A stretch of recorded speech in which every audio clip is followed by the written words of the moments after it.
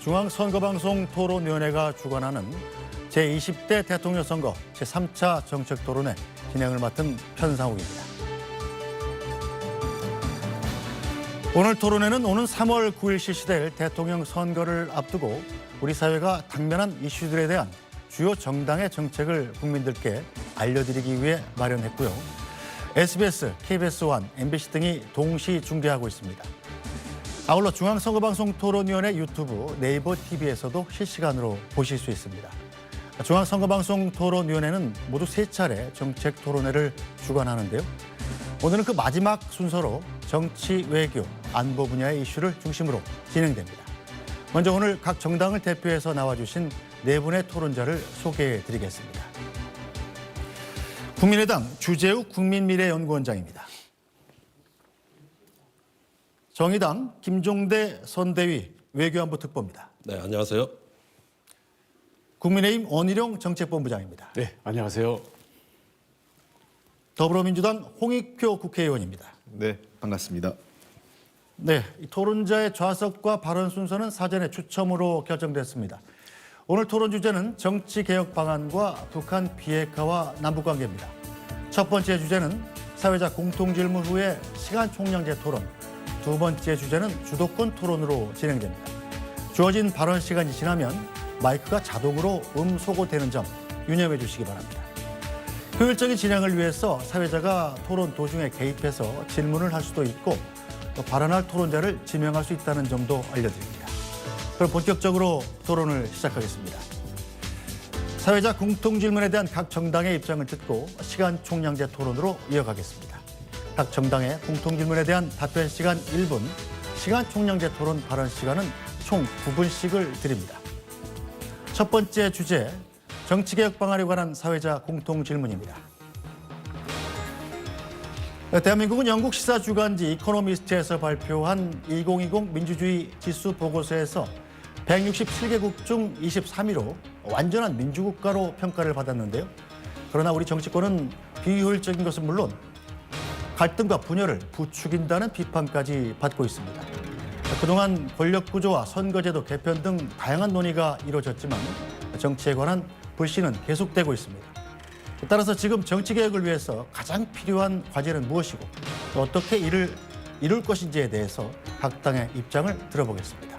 답변 시간은 1분입니다. 먼저 국민의당 주재욱 국민미래연구원장부터 답변해 주시죠. 네, 우선 우리의 정치개혁이 가장 시급한 가장 큰 이유는요. 세 가지로 말씀드릴 수가 있겠는데요.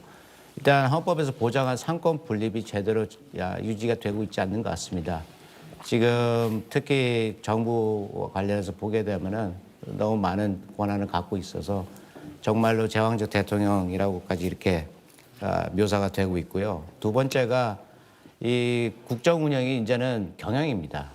국민의 혈세를 방대하게 걷어서 이걸 잘 효율적으로 잘 활용을 해야 되는데 지금 우리가 경제학에서도 보면 아시겠지만서도 이 돈의 흐름, 그다음에 돈이 모아진 그 시장에서 소위 말하는 대기업의 독과점이라든가 그다음에 그 주요 행위자의 과두제를 방지하고자 하는 법안이 있습니다. 이러한 맥락에서 정치개혁이 의회의 독과점이라든가 그다음에 네, 1분을 초과하셔서 마이크가 자동으로 음소거되었습니다. 자, 다음 정의당 김종대 외교안보 특보 답변해 주시죠. 네, 우리 권력 구조를 집에 한번 비유해 보겠습니다. 집은 기둥이 최소한 4개여야 되는데 2개밖에 없습니다. 큰 당이 다 독차지합니다. 대단히 불안한 구조죠. 거기에다가 지붕이 중량 초과입니다. 제왕적 대통령 하에서 헌법에도 없는 권한을 행사하는 우리나라 대통령. 너무나 무겁습니다. 그다음에 슈퍼맨이 돼야 됩니다. 집권하면 정권 유지도 급급합니다. 이렇게 지붕이 무거운 가분수 권력이 정권 말기가 되면 폭삭폭삭 주저앉습니다. 박근혜 대통령 때 잘 보셨고 역대 대통령 크게 다르지 않습니다. 어떻게 개혁해야 될 것인가? 지붕의 무게를 기둥으로 옮겨야 됩니다. 이것이 정당 정치 복원입니다. 의회 정상화입니다.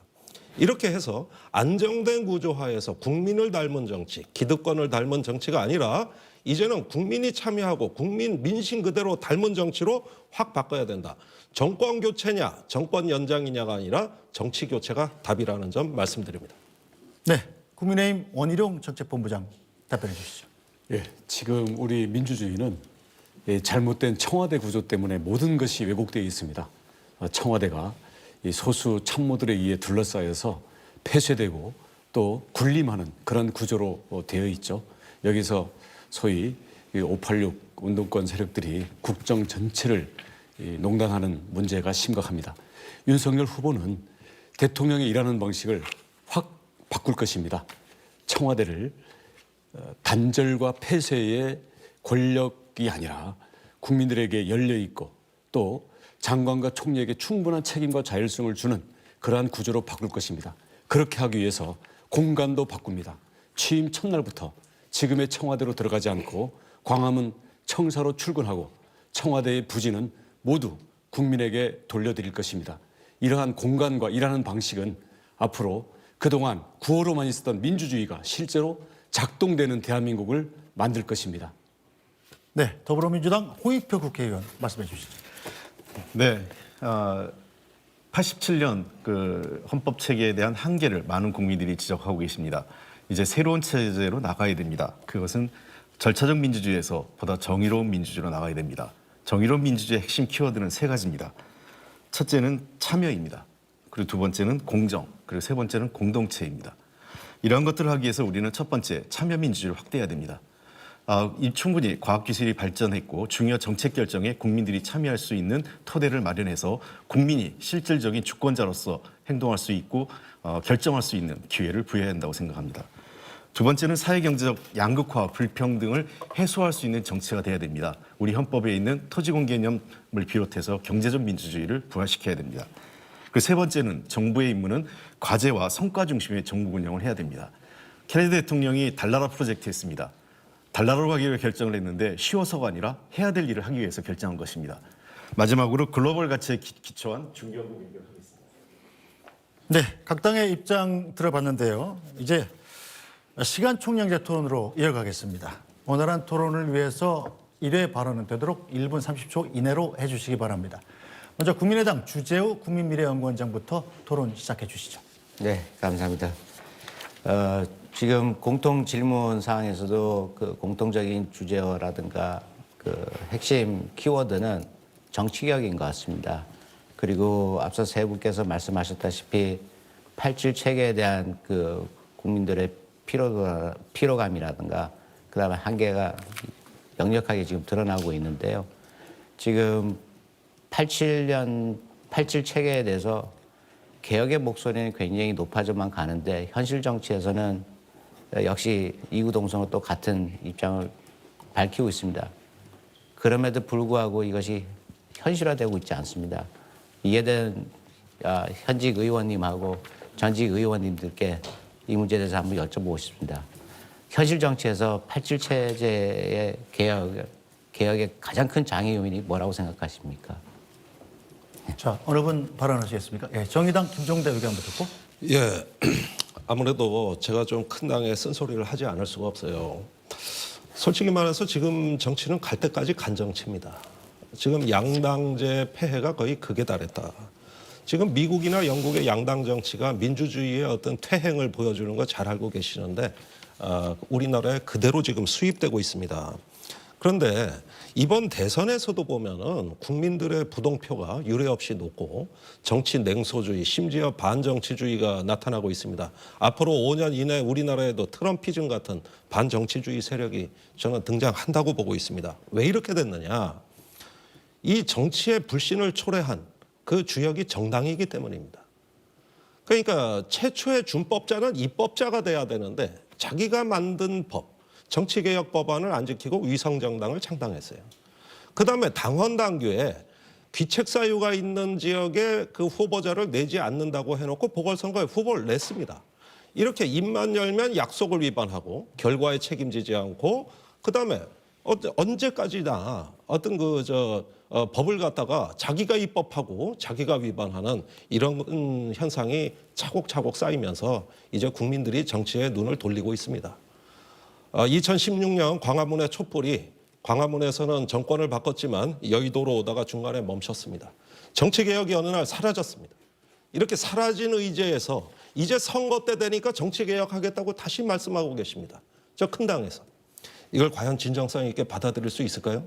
저는 결과에 책임지지 않고 약속을 위반하는 이 정치의 자업자득, 이제 스스로 심판받기 위해서 나선 이 비호감 대선, 국민 여러분께서 이번에는 제대로 한번 살펴봐 주셔야 된다.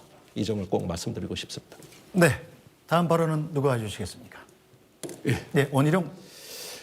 예, 지금 뭐 정치 개혁을 이야기하는데요. 뭐 이론적인 이야기는 뭐 다 좋은 얘기입니다만은 우리 그동안 5년 동안에 현재 민주당 정권 하에서 우리가 겪었던 이런 문제점들을 해결하는 것부터 시급하겠죠.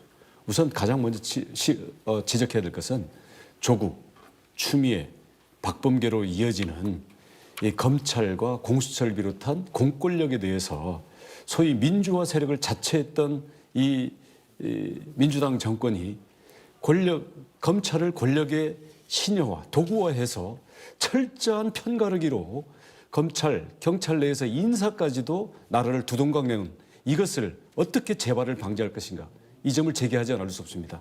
그리고 지금 대통령 선거를 앞두고요, 법무부 장관, 행안부 장관, 그리고 선관위원장 모두 특정 정파, 현역 국회의원이거나 아니면 스스로 공공연히 이 진영 논리를 편드는 사람들이 선거의 주무기관에다 포진되어 있습니다. 이래도 되는 겁니까 이거? 이거 당장 고쳐야 되고요. 지금 이재명 후보가 홍남기 부총리에게 기본소득 돈 풀어라 계속 압박을 하는데 홍남기 부총리가 재정 건전성을 이유로 난색을 표하니까 이제 대통령이 돼서 집권을 하면 기재부를 아예 행정부에서 뜯어다가 청와대 또는 총리 직속으로 갖다 놓겠다. 이래도 되는 겁니까? 지금 보십시오. 지금 김혜경 여사가 이재명 지사의 법인카드를 지금 횡령한 이 문제로 인해 가지고 지금 민심이 들끓고 있습니다. 경기도 도지사의 법인카드도 이렇게 유용하고 자기네 멋대로 썼는데 이제 기재부를 대통령 그리고 측근들의 수중에 갖다 놓는다고요? 이래도 되는 겁니까? 나라의 근거가 너무 위험합니다. 이러한 독재자적 발상 그리고 내로남불식 발상, 편가르기 이것을 어떻게 극복할 것인지 이것에 대해서 이재명 후보와 집권 민주당은 처절한 자기 반성과 함께 이러한 권력의 나쁜 현재 장악 도구들을 모두 포기하겠다는 선언을 해야 된다고 생각합니다. 네, 더불어민주당 홍익표 국회의원께서 하실 말씀이 있을 것 같군요. 네, 지금 뭐 국민의당 입장을 들어보면 인간에게 망각은 참 행복하구나 생각이 듭니다. 자신들의 행동을 금방 그새 잊어버리고 마치 아무 일도 없었던 것처럼 얘기하는 것에 대해서 글쎄요, 내로남불을 넘어서 후한무치다 저는 이렇게 생각을 하겠습니다. 더 뭐 얘기할 건 없고요. 다만 정치의 개혁을 위해서는 몇 가지 아까 제가 말씀드린 것처럼 87년 체제의 위기의 가장 핵심은 절차적 민주주의 이루어졌지만 사회적 양극화와 불평등을 위한 정의로운 민주주의를 해소하지 못했다는 것이 가장 중요한 문제라고 저는 말씀드리고 싶습니다. 그러다 보니까 우리나라뿐만 아니라 전 세계적으로 사회적 양극화, 경제적 불평등이 정치적 양극화를 초래해온 것입니다. 즉 정치의 양극화를 해소하기 위해서는 경제적 불평등과 사회적 양극화를 해소하지 않으면 정치적 양극화를 해소할 수 없다는 것입니다. 이게 우리나라 문제만의 문제가 아니라 미국, 유럽의 여러 우리 소위 OECD 선진국에 있어서도 정치적 양극화가 굉장히 확대되고 있어요. 그 핵심의 본질은 바로 경제적 불평등과 양극화가 심합니다. 그렇기 때문에 보다 정의로운 민주주의에서는 87년 체제를 극복하기 위해서는 이 문제에 우리가 주력해야 한다는 것이죠. 실제 우리 헌법에는 재헌헌법에서는 굉장히 경제민주주의 요소가 많이 있습니다. 그 토지 공개념 개념도 있고요. 근데 그러한 것들이 현재 제대로 작동하지 않고 있기 때문에 저는 이런 문제에 대해서 정치권이 머리를 맞대야 되지 않느냐 이런 생각을 갖고 있고, 두 번째는 검찰개혁의 문제, 단순한 검찰개혁의 문제가 아니라 아까 그 국민의힘 측에서 검찰개혁의 문제를 얘기하는데 저는 전반적으로 이것이 기재부나 검찰 등등의 문제를 포함해서 관료제의 폐해, 관료제의 독점의 문제라고 생각을 합니다. 참여민주주의, 즉 민주주의의 그 국민의 주권자로서의 국민의 참여성을 높이는 것이 매우 중요한 것은 바로 이런 관료의 독점이나 또는 소위 기득권, 일부 정당의 독점적 권리를 제한하기 위해서 참여민주주의를 확대하는 것이 매우 중요하다. 저는 말씀드리고 싶습니다. 네, 국민의힘 원희룡 네, 정책본부장. 홍익표 의원님, 어차피 오늘 토론회 장이니까요. 일방적인 이론적인 얘기를 하기보다는 국민들이 실제 궁금해하고 또 저희로서도 정말 문제라고 느끼는 것을 우선 짧게 한 가지 질문을 좀 드리겠습니다. 그 이재명 후보가 만약에 집권을 하게 되면 기재부 대통령 직속으로 갖다 놓을 겁니까? 그렇지 않습니다.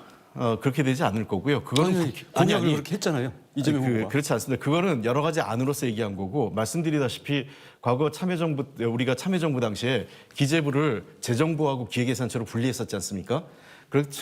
결국은 정부 개혁이라는 것은 국회에서 논의해서 결정해야 되는 문제인데 재정 권력, 그러니까 그 기재부가 가지고 있는 독점적인 그 권한에 대한 독점적인 지위를 조금 더 분산시키겠다는 것이 핵심입니다. 어디에 분산시킬지 일부는 청와대로 갈 수 있고 일부는 의회로 올 수 있고 또 정부 부처 내에 분산할 수 있는 거기 때문에 그러한 문제에 대해서 열려 있다고 저는 우리 후보와 우리 당의 입장은 열려 있는 상태다 이렇게 말씀드리고 싶습니다. 선대위의 직책을 안 맡으셨다고 그러던데 공약을 전혀 검토를 안 하시고 나온 게 아닌가 싶습니다. 아닙니다. 제가 다 이재명 검토하고 후보가- 왔습니다. 제가 기사를 찾아 드릴까요? 네. 기재부를 대통령 직속으로 갖다 놓겠다라고 공개석상에서 연설 속에서 그런 얘기를 했습니다. 그런데 후보는 기재부를 지금 정부에서 떼어다가 대통령 직속으로 갖다 놓겠다. 그래서 나라의 금고를 대통령이 직접 그 출납을 결정하겠다라고 했는데 지금 와서는 기재부의 권한을 분산하기 위한 여러 방안 중에 하나라고요. 저는 후보의 말을 믿어야 되는 겁니까? 아니면 홍익표 의원님의 말을 믿어야 되는 겁니까? 국민들은 헷갈립니다. 제 말을 믿으시면 됩니다. 후보의 공약 그럼 취소한 겁니까? 그게 아니라 후보의 맥락을 잘 이해해 주시기 바랍니다. 후보의 말씀은 맥락이요? 아니 이재명 후보가 기재부를 대통령 직속으로 갖다 놓겠다 했는데 무슨 맥락이 그게 필요합니까? 아니라 저 생각해 보십시오. 아까 말씀드린 관료제의 문제를 분명히 얘기했잖아요. 그래서 관료제의 독점을 어떻게 해소할 것인가. 즉 선출된 권력이 관료의 독점적 권위에서 훼손되는 것을 막기 위한 여러 가지 방안으로 얘기하는 겁니다. 네네 죄송합니다. 예. 관료가 후보의 압박을 먹히지 않으니까 대통령 밑에 갖다 놓겠다는 거 아닙니까? 이 자리에서도 양당제 폐해가 들어가고 있습니다. 양당끼리 이 부분에 정쟁을 해서 대해서는 하는데 예. 사후에 확인이 더 필요할 것 같고요. 예. 정의당 김종대 의원부 특보 말씀하시죠. 제가 아까부터 발언 신청했습니다. 그런데 잘 보셨을 거예요. 아주 잘 싸우죠. 예, 이게 국회에서나 밖에서나 다 마찬가지입니다. 그 말꼬리 얼마나 잘 잡아요. 여기 이렇게 싸우는 거 보면은 국민 여러분들 보시기에 짜증이 나실지 속이 시원하실지 저는 잘 모르겠는데 사실은 그렇게 따지면 윤석열 후보는 국가정보원을 인사검증 자료를 제출하는데 활용하겠다고 그러는데 그런 초법적 발성은 그 어디서 나온 겁니까? 그다음에 헌법재판소 발언도 하셨잖아요. 그러니까 이분이 검찰은 잘하는데 어떤 국정원 또 안보지원사령부 옛날 기무사죠 이런 정보기관도 그 검찰 어떤 권력이 활용할 수 있다고 착각하시는 건지 그 지금 얘기하신 거 다 불법이에요. 이런 초법적 발언 어떻게 가능한 겁니까? 거기에다가 내로남불 얘기하시는데 이번에 그렇게 보면은 그 국민의힘에서 그 재공천 재보궐선거 그 기책사유가 있는 대구에 김재원 그 최고위원이신가요? 그 무소속으로 출마한다는 걸 본인이 아예 자랑스럽게 발표까지 하고 계세요. 제가 보기에는 내로남불 얘기하실 게 아니라 일단 당내 수신제가부터 잘하셔야 될 것 같다. 기본적인 어떤 법규를 충분히 검토하시고 그다음에 민주당이 이번에 오랜만에 결단하셨어요. 3군데 귀책사유 있는데 후보 안 내겠다 그랬습니다. 그러고 무소속 출마 안 합니다.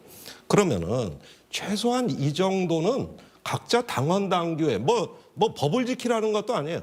본인들이 만든 당원 당규 이것도 제대로 못 지키는데 그리고 이런 꼼수 출마라는 게 옛날에 그 꼼수 위성정당의 시즌2 아닙니까? 그러니까 계속 같은 패턴이 반복되고 있어요. 그러면서 서로 싸웁니다. 그래서 저희가 군소정당 입장에서는 참 이런 얘기하기도 저도 지쳤습니다만은 이제 과거의 탄핵으로부터 지금에 이르기까지 국민의힘이 뭐가 쇄신됐는가? 그다음에 더불어민주당은 제대로 좀 책임을 지고 자기의 어떤 그 당헌을 준수하는 모습만 보였어도 지난 재보궐선거에서 그렇게 비참하게 어려워지진 않았을 겁니다. 왜 이런 실수들 계속 반복합니까? 똑같은 실수를 반복하는 이유가 뭐예요? 그다음에 서로 공격하시는 논리들 제가 보기에는 그다지 설득력이 없다. 한마디로 좀 이중적이다. 이런 말씀 드리지 않을 수가 없습니다. 네, 정의당 김종대 의원부 특보께서 거대 양당을 굉장히 가혹하게 비판을 하시는군요. 자, 더불어민주당 홍익표 국회의원. 네, 국민의당 질문을 드리겠습니다. 안철수 후보께서 국방부 장관을 민간이 임명하시겠다고 네. 했습니다. 그러니까 한 7년 정도 지난 군인인 경우에도 7년 정도 지나면 저는 매우 의미 있는 그 공약을 생각을 합니다. 아까 제가 관료제 문제 얘기했는데 네. 예컨대 기재부 장관을 비기재부 출신으로 좀 임명을 해야 되는 문제. 그다음에 검찰총장을 비검사 출신으로 검찰총장을 해야 되는 문제 포함해서 국방부 장관도 역시 비군인 또는 현역에서 상당 기간을 예편한 지 된 분을 하는 게 맞다 이렇게 생각하는데 이분에 대해서 국민의당 입장을 좀 듣고 싶습니다. 이 관료개혁과 연계해서 말씀하신 건지 한번 입장이 어떤 건죠? 네, 맞습니다. 관료개혁의 관점에서 이 모든 아이디어가 출발이 됐고요. 그 다음에 이제 뭐 3당의 공약을 보게 되면은 정치개혁과 관련해서 그다음에 인재 등용 부분, 그다음에 그 관료의 운영 부분, 인사 운영 부분에 관해서도 다들 공통된 의견을 지금 제시를 하고 있습니다. 그게 뭐냐면은 하여튼 능력만 있고 정말 실력만 된다면은 국가를 위해서 정파를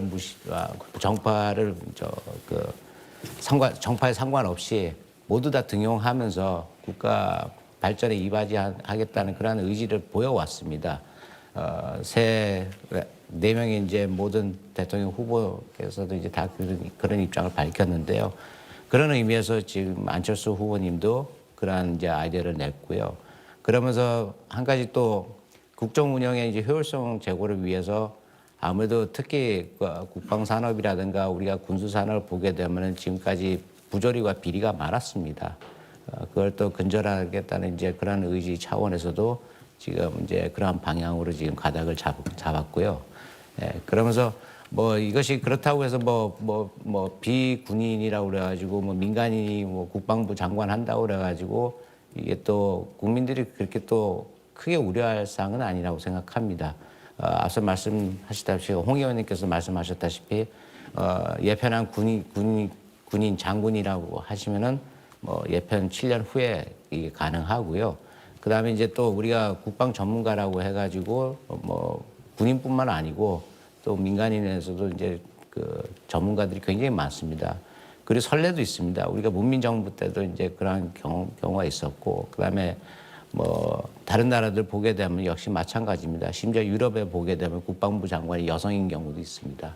그래서 이제는 그 국가 시스템이라든가 이 정부 부처, 그다음에 관료의 그 조직 운영 이런 게 모두 경영이 핵심이라고 생각합니다.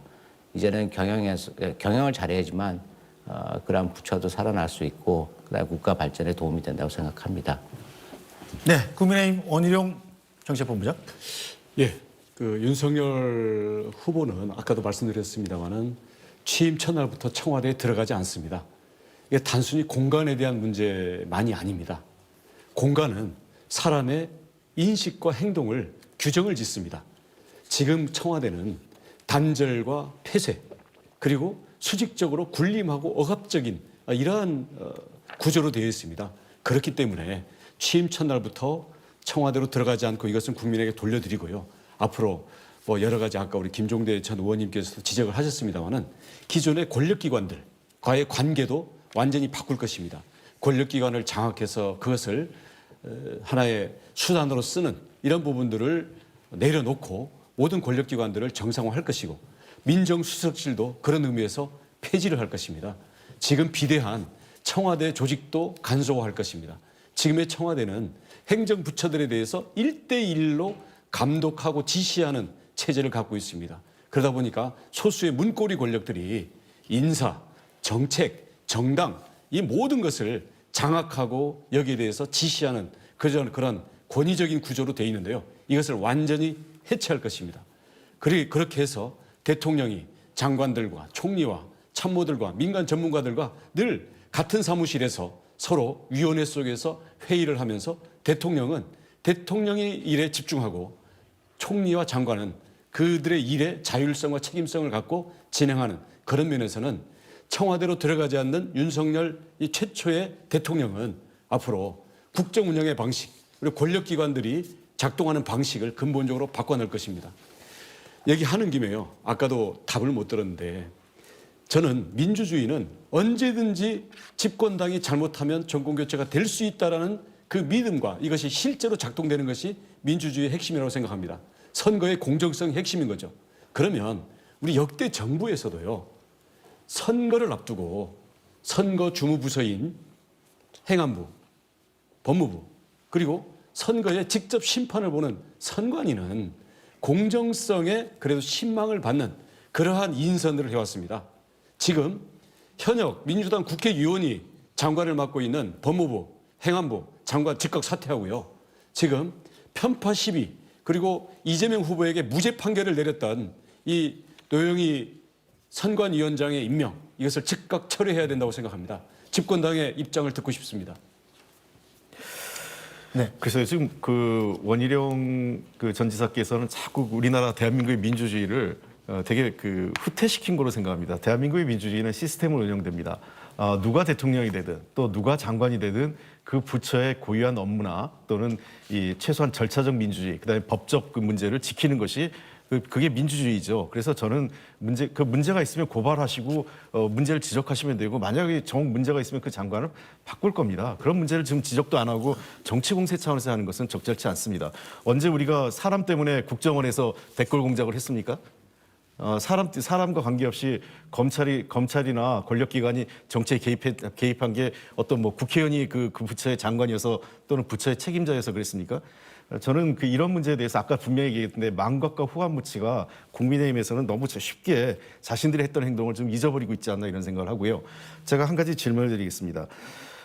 지금 우리 민주주의와 관련돼서 아까 분명히 제가 자산 불평등, 양극화 문제 굉장히 지적을 했는데 이러한 문제에 대해서 과연 그 국민의힘에서는 공감을 하고 있는지 그리고 이러한 문제가 정치 제도적으로 그 변화시킬 수 있는 어떤 방안을 가지고 계신지 그리고 아울러서 직접 민주주의 확대에 대해서 동의하시는지 만약 동의하신다면 국민 소환제라든지 국민 발안제 그리고 주요 정책에 대해서 국민의 직접 그 투표 이보팅 같은 형태를 통해서라도 그러니까 상당한 그 국가적 재정이 들어가거나 국가 정책 차원에서 중요한 정책을 국민의 의사를 물어서 직접 민주주의로 결정하는 방식에 대해서는 어떻게 생각하시는지 한번 질문드리고 싶습니다. 네, 제 시간이 있으니까 답변을 하겠습니다.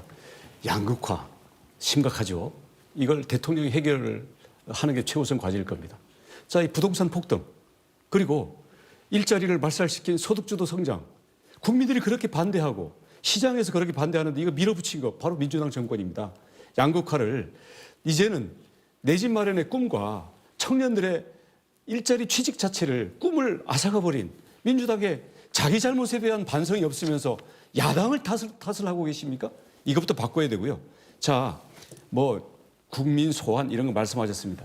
윤미향 의원 이거 방울 치면서 붙들고 있는 게 누굽니까? 그리고 권력형 성범죄 이거 지난번에 당원까지 바꿔가면서 보궐선거 출마시키고 이걸 끝까지 진영 논리로 자기들의 성범죄에 대해서 내로남불을 했던 게 누굽니까? 이런 것들에 대해서는 지금 국민들이 아무리 지금 선거를 앞두고 지금 부동산 공급 폭탄하겠다 일자리 무슨 전환적 공정 성장 미래 혁신을 하겠다 아무리 미사 여구와 구름 잡는 이야기를 해도 국민들이 꿈쩍도 안 하는 이유는 자기 잘못에 대한 인식이 없기 때문입니다.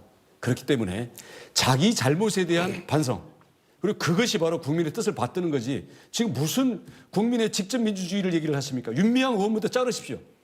네, 정의당 김종대 외교안보 특보 발언하시죠. 예, 정책 토론인지 뭔지 좀 분위기가 좀 이상해진다고 생각하는데요.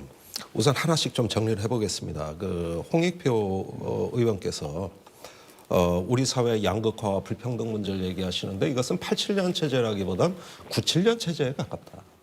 그것은 신자유주의가 외환위기 때 들어오면서 생긴 87년 이후에 심화된 현상에 가깝다고 봐야 되겠고 87년 체제의 청산이라는 것은 이제 어떤 제왕적 대통령제를 내려놓고 그다음에 선거제도를 개혁해서 말 그대로 그 불평등을 완화할 수 있는 어떤 소수와 약자 또 일하는 사람들이 정치의 주역이 될 수 있는 그 물꼬를 터주는 이런 정치 개혁이 오히려 저는 87년 체제를 합리적으로 개편하는 길이다. 그런가 하면은 경제 자체는 97년 체제에서 이제 형성된 신자유주의가 이제 플랫폼 경제로 돼가지고 극단적 불평등, 그 다음에 전 국민의 플랫폼 노동자화를 촉진하고 있습니다. 이것은 방치했을 때 기술혁명이 유토피아가 아니라 디스토피아로 전락할 상당히 중대한 시점에 와 있고 정치가 역할을 해야 됩니다. 그러려면 선거제도 개혁, 권력구조 개편 이 부분에 대한 어떤 민주당의 확고한 좀 어떤 그 비전 제시가 있어야 되는데 비례위성정당 창당한 이후로 지금까지 말씀이 없었어요. 그냥 사과한다 이 말이 답니다. 좀 이런 점에 있어서는 뭔가 정부 여당의 대호각성이 필요한 시점이고 이왕 87년 체제를 얘기하셨으면 그것을 어떻게 바꿔야 될지 이런 좀 확고한 정책을 제시해 주시기 바랍니다. 네, 계속해서 국민의당에서는 어떤 정치개혁 방안을 갖고 계신가요? 네, 저희야 안철수 후보님께서 취임 이후 계속해서 강조해왔던 부분이 깨끗한 정치, 그다음에 일 잘하는 대통령 이걸 강조해왔습니다. 그러기 위해서는 무엇보다도 우리 재원 정신인 그 삼권 분리를 이제 정말 견지해야 되고요. 정말로 87년도 민주화 이후 지금 이 정부부터 시작해가지고 모든 삼권이 지금 너무 독과점을 누리고 있고 그다음에 과도 정치를 이제 펼치는 현실이 정말로 안타까운 거죠. 그래서 가령 예를 들자면 보궐선거 말씀도 하셨지만서도 저는 무엇보다도 2020년 4월 달에 총선 때 더불어민주당의 이제 의원 후보님들께서 그 출마를 한 가장 큰 이유를 이제 문재인 대통령을 보호해야 된다.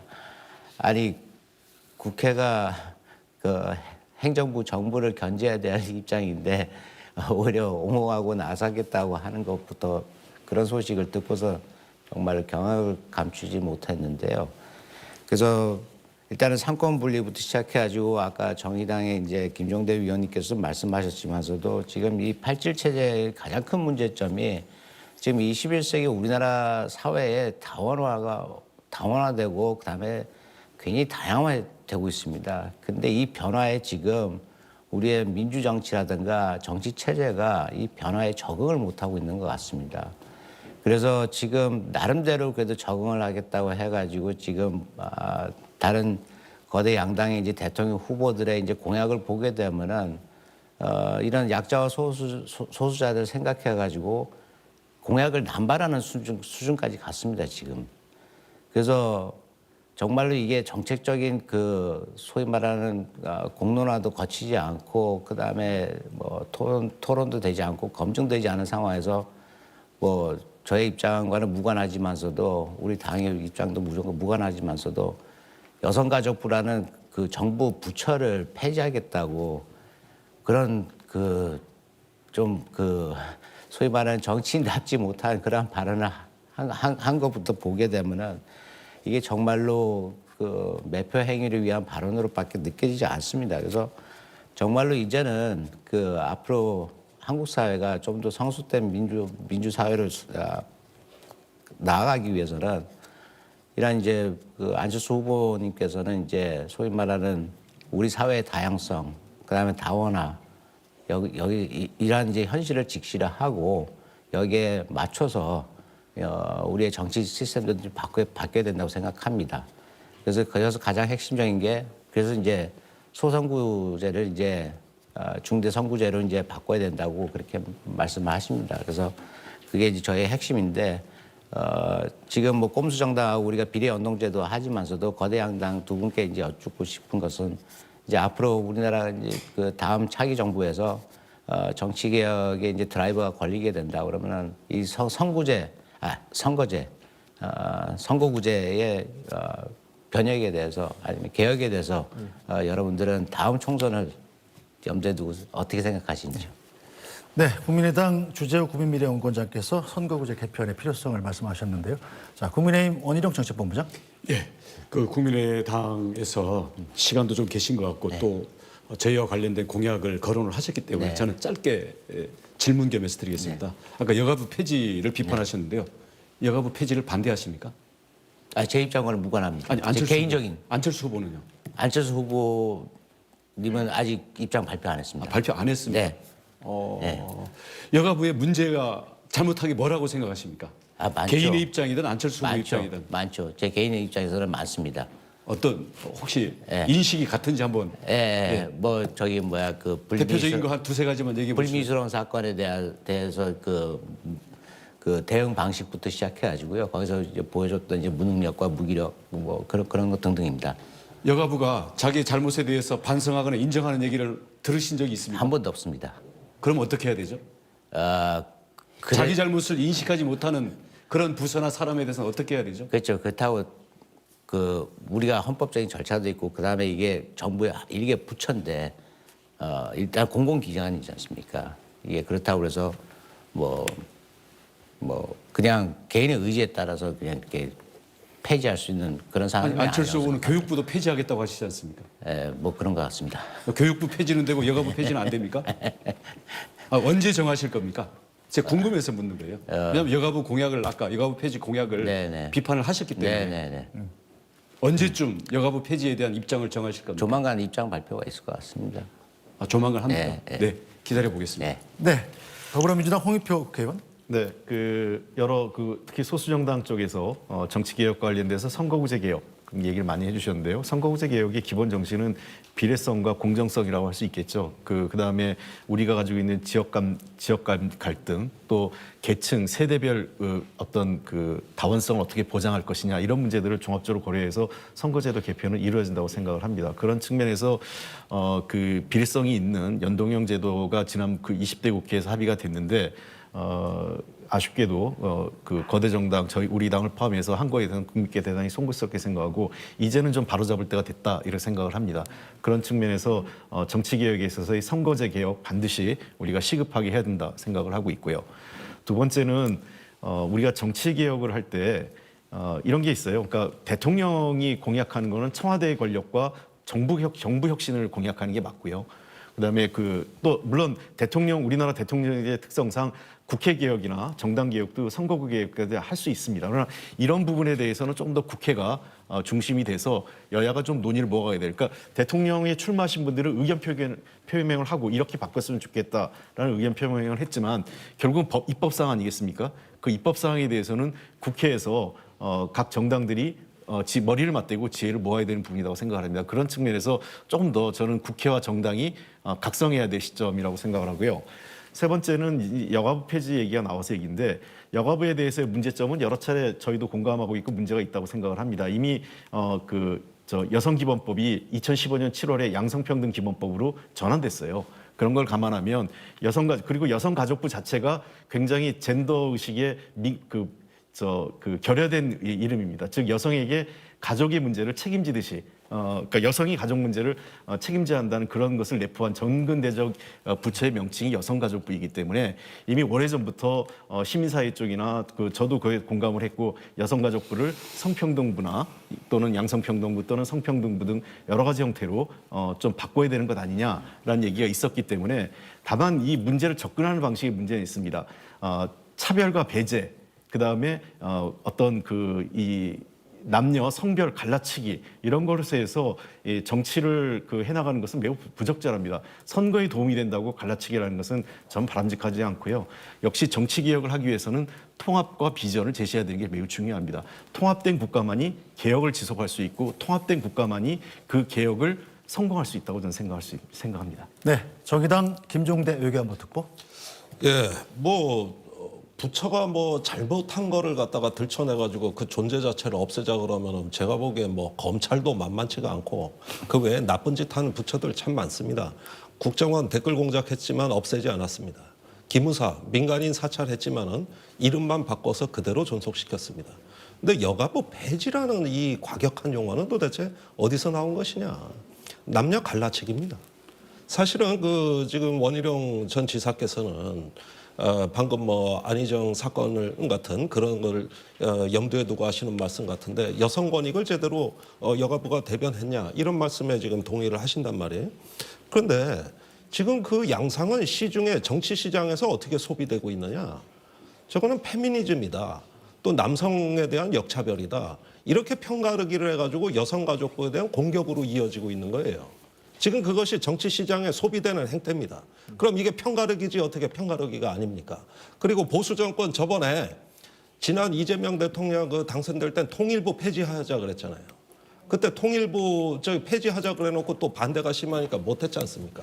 그 당시에 통일부 폐지의 그 맥락이 뭡니까? 이념 논쟁 아닙니까? 그러면은 지금에 와서 보면은 젠더와 이념 이런 것들을 정치에 이용하는 게 국민의 힘인데, 그런데 또 여당을 보고는 진영 논리, 운동권 정치를 탓하고 있단 말이에요. 그리고 사실은 원희룡 전 지사도 586 운동권 출신입니다. 제가 알기로는. 그러니까 이런 부분들에 대해서 뭔가 이렇게 자해적인 논의, 어떤 자학적인 논의로 우리 스스로를 비참하게 만들지 마라. 우리 스스로를 수치스럽게 만들지 마라. 잘못된 게 있으면 고쳐서 더 발전시키고 진화시키는 겁니다. 이게 정치 아닙니까? 네, 국민의힘 원희룡 정책본부장. 예, 40초 쓰겠습니다. 네. 갈라치기는 원조가 여가부입니다. 여가부가 갈라치기 하는 것에 대한 불가피한 리액션, 갈라치기를 해소하기 위한 통합으로 나아가기 위한 어쩔 수 없는 선택이 여가부 폐지입니다. 이 이후의 대안에 대해서는 저희들이 더 좋은 대안을 만들 것이고요. 단 중요한 것은 성평등이라는 문제를 어느 부처의 독자적인 미션, 임무로 설정하는 순간 갈라치기는 다시 시작될 수밖에 없다는 것. 그래서 저희는 다른 접근을 취할 것입니다. 여가부가 그동안 게임에 개입했죠. 그다음 교육 현장에서 남성들을 모두 잠재적 성범죄자로 취급하고 있죠. 이런 것을 이제는 종식시켜야 됩니다. 네, 국민의힘 원희룡 정책본부장께서 주어진 시간을 다 사용하셨습니다. 자, 정의당 김종대 의견부 특보. 네. 그 역사상 남녀의 그 투표 성향이 정반대로 갈라지는 최초의 세대를 우리가 지금 맞이하고 있습니다. 이러다가 앞으로 한국 정치에 5년 내에 남성당, 여성당이 생기게 지금 그런 어떤 형국으로 가고 있어요. 이게 지금 바람직한 현상입니까? 그다음에 그 여가부가 제대로 역할을 못했던 부분이라든가 여러 가지 어떤 그 부작용에 대해서는 저도 좀 들여다볼 부분이 있다고 하지만, 근데 그 문제에 대해서 왜 그렇게 민감한 거예요? 왜 이 문제가 그렇게 선거판에서 민감한 겁니까? 사실 우리 사회는 많은 문제를 안고 있습니다. 그 문제를 부각시키면서 사실은 야당 후보의 지지율이 많이 올랐고 그걸 통해 가지고 정치가 된다고 보고 계시는 것 같아요. 그 부처에 문제가 있으면 감사원이나 국정감사를 통해 가지고 시정하면 될 일이지. 뭘 없앤다 만다. 이런 식으로 계속 논의를 발전시키는 건 명확한 선동입니다. 시간이 뭐 더 드릴 말씀은 있습니다만 제 시간이 다 된 것 같아요. 네. 여기서 줄이겠습니다. 자, 더불어민주당 홍익표 국회의원. 예. 네, 맞습니다. 김종대 의원이 말씀하신 것처럼 이 차별과 배제의 정치는 미래를 열 수 없습니다. 여성가족부가 잘못돼 있으면 여성가족부의 문제를 구체적으로 지적하고 개선 방안을 제시하는 것이 정치의 본령입니다. 단순히 한 문장으로 여성가족부 해체, 폐지 이것만으로 한다는 것은 명백하게 그 젠더 문제를 정치권의 영역으로 끌어들여서 남녀 성대결을 가속화시키고 젊은 세대를 포퓰리즘을 끌어들이는 아주 매우 나쁜 정치라고 생각을 합니다. 실제로 이 젠더 갈등의 핵심은 남녀 갈등이라기보단 일자리 부족, 그다음에 경제적 양극화, 미래에 대한 희망이 없는 우리 젊은 세대의 그 미래에 대한 희망이 없다는 그것이 불안감이 자리 잡고 있는데, 이 불안감을 해소하기 위한 노력을 하지 않고 그것을 단순히 이 남성의 피해는 여성으로 생겼다라는 단순한 갈라치기로 해서 이 접근하는 것 자체가 매우 부적절합니다. 정치는 미래를 준비하고 새로운 희망을 만드는 것이 매우 중요하다고 생각을 합니다. 아울러서 필요하다면 정치개혁, 정부개혁을 혁신할 수 있는 팬데믹 위기를 극복하고 4차 산업혁명과 또 새로운 우리가 그 대전하는 위기, 기후변화 등이 다가오고 있지 않습니까? 이런 것을 대비하기 위해서 단순히 여가부 폐지 정도가 아니라 전체 정부를 어떻게 임무 중심의, 과제 중심의 정부로 혁신해 나갈 건가 하는 정부 개혁안을 내는 것이 필요하다고 네, 생각합니다. 더불어민주당 홍익표 의원께서는 사용하셨고요. 네, 자, 정의당 김종대 의견부 특보. 그 얘기를 윤석열 후보가 여가부 폐지하겠다고 할 때 그때 말씀하시지. 네, 김종대 의견부 특보도 주어진 시간을 다 사용하셨습니다. 자, 이제 시간이 남은 분은 국민의당 주재우 국민미래연구원장 한 분뿐인데요. 네. 사용하시겠습니까? 네, 그냥 마무리 발언 짧게 하겠습니다. 지금까지 우리가 정치 개혁의 필요성하고 그 시급성에 대해서는, 긴박성에 대해서는 저희 네 사람이 다 공감하는 것 같습니다. 단지 이것이 어떠한 방향으로 우리가 이끌어 나가야 되고 그다음에 어떠한 식으로 접근해야 되는지에 대해서는 당연히 차별점이 있는데요. 그럼에도 불구하고 지금 이번 대선에서의 핵심 키워드는 공정과 정의입니다. 근데 21세기에 우리가 이렇게 민주화 사회 세계 경제 대국 10위의 나라에서 아직도 공정과 정의를 운운하는 게 그다음에 이게 대선의 핵심 모토로 또 이게 정립됐다는 게 좀 개탄스러울 뿐인데요. 왜냐하면 우리나라는 민주주의 국가고 헌법이 있고 제도가 있고 그다음에 원칙이 있습니다. 이것이 지금까지 지켜오지 않았던 것에 대해서 좀 실망스러울 뿐인데요. 이것을 바로잡기 위해서는 정말로 거대 양당뿐만이 아닌 정말로 우리 군소 정당까지 다 포함해서 이건 정당과 그다음에 정부와 그다음에 청와대가 정말로 같이 머리를 맞대고 고민해야 되는 문제라고 생각합니다. 네, 이상입니다. 네. 이 선거구제 개편의 필요성은 물론이고 청와대와 정부 부처 개편의 필요성에 여러 정당들이 다 공감을 하셨고 특히 여성가족부의 존폐 문제를 놓고서는 상당히 입장이 첨예하게 대립이 되시는군요. 자, 국회 정당의 각성 필요성도 역설해 주셨습니다. 자, 정치개혁 방안에 대한 토론은 이 정도로 마치고요. 다음 주제로 넘어가겠습니다. 여러분께서는 지금 중앙선거방송토론위원회가 주관하는 제20대 대통령 선거 제3차 정책토론회를 시청하고 계십니다. 두 번째 토론 주제는 북한 비핵화와 남북관계인데요. 각 당의 입장과 정책을 구체적으로 살펴보기 위해서 2회에 걸쳐서 주도권 토론 방식으로 이어갑니다. 정해진 순서에 따라서 주도권을 가진 토론자가 먼저 주제에 대한 소속 정당의 입장을 밝혀주신 뒤에 상대 토론자를 지정해서 질문하고 답변을 듣는 방식으로 토론을 진행하시면 됩니다. 네 분께 7분의 주도권 시간을 드리는데요. 질문은 2명 이상에게 해주셔야 하고 상대 토론자의 답변 시간은 최소 30초를 보장해 주셔야 합니다. 규칙대로 진행되지 않거나 주제에서 벗어날 경우에는 사회자가 개입할 수 있다는 점도 알려드립니다. 30초가 지난 후에는 주도권을 가진 분께서 상대 토론자의 발언을 제지할 수 있습니다. 그럼 북한 비핵화와 남북관계 1차 주도권 토론 시작하겠습니다. 정의당 김종대 외교안보 특보부터 시작해 주시죠. 네, 지금 연초부터 북한이 연이은 미사일 발사를 통해 가지고 한반도 정세가 다시 불안해지고 있습니다. 이럴 때 국가 지도자는 어느 자리에 위치해야 될까요? 내가 한번 북한한테 더 센 주먹을 한번 보여줘 가지고 혼내주자. 또 전쟁이 나면 내가 쓸어버릴 거야, 이겨버릴 거야, 선제 타격해버릴 거야.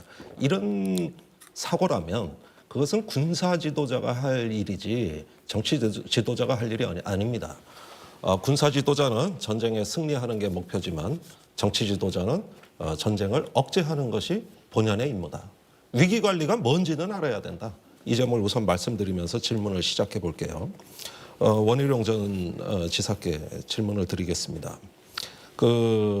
윤석열 후보께서 지난달에 북한이 극초음속 미사일, 이게 뭐 마하 5 이상 나가고 마하 10까지도 나오는데 그거 미사일을 발사하자.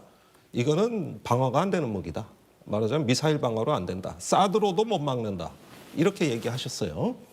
그런데 며칠이 지나가지고 지난 그 31일 연휴 기간에 국민의힘에서 무슨 공약을 발표했냐면은 사드를 배치해 수도권을 방어하겠다. 다층 방어 체계를 구축하겠다. 이렇게 얘기했거든요. 아니 사드로 못 막는 북한 미사일이 출현했다. 이런 후보의 발언하고 그다음에 수도권에 사드를 배치해 북한 미사일을 막겠다. 이게 무슨 뜨거운 얼음같이 이게 형용의 모순이거든요. 어느 한쪽을 강조하셔야 되는데 어느 말이 맞는 거죠?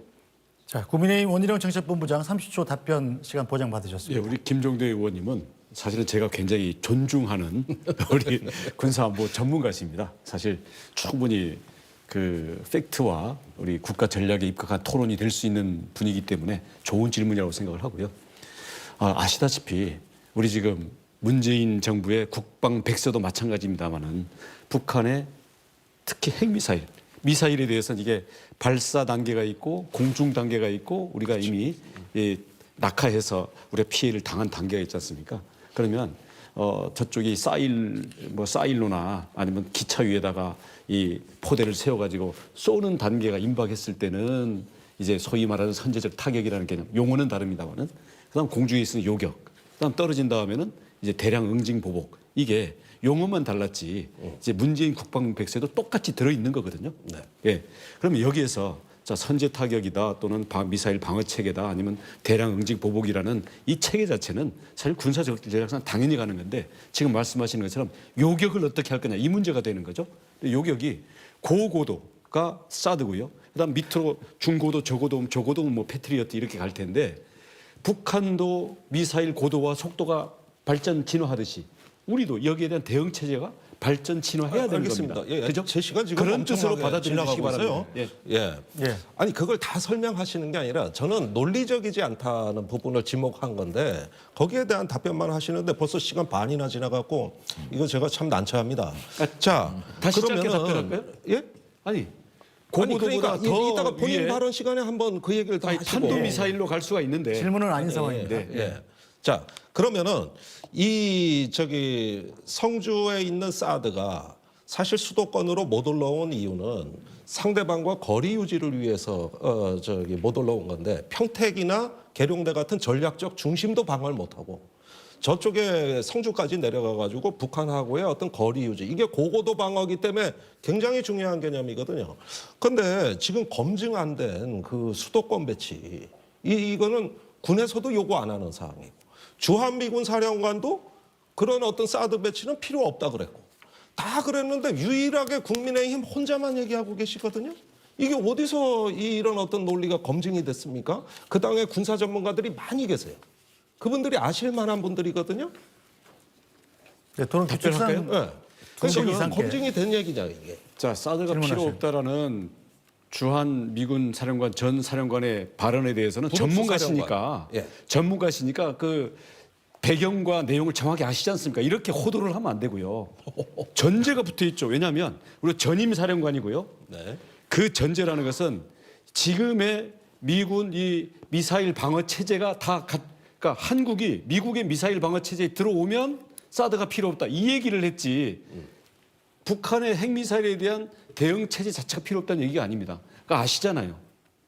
알고 계시죠? 아니 그러니까 무슨 얘기인지는 알아요. 아니 알고 계시는데 왜 네. 지금 이걸 호도해서 말씀하십니까? 아니 그러니까 이 사드가 한반도에 배치되면 미군의 자산이에요. 지금 들어와 있는 건 미군 자산입니다.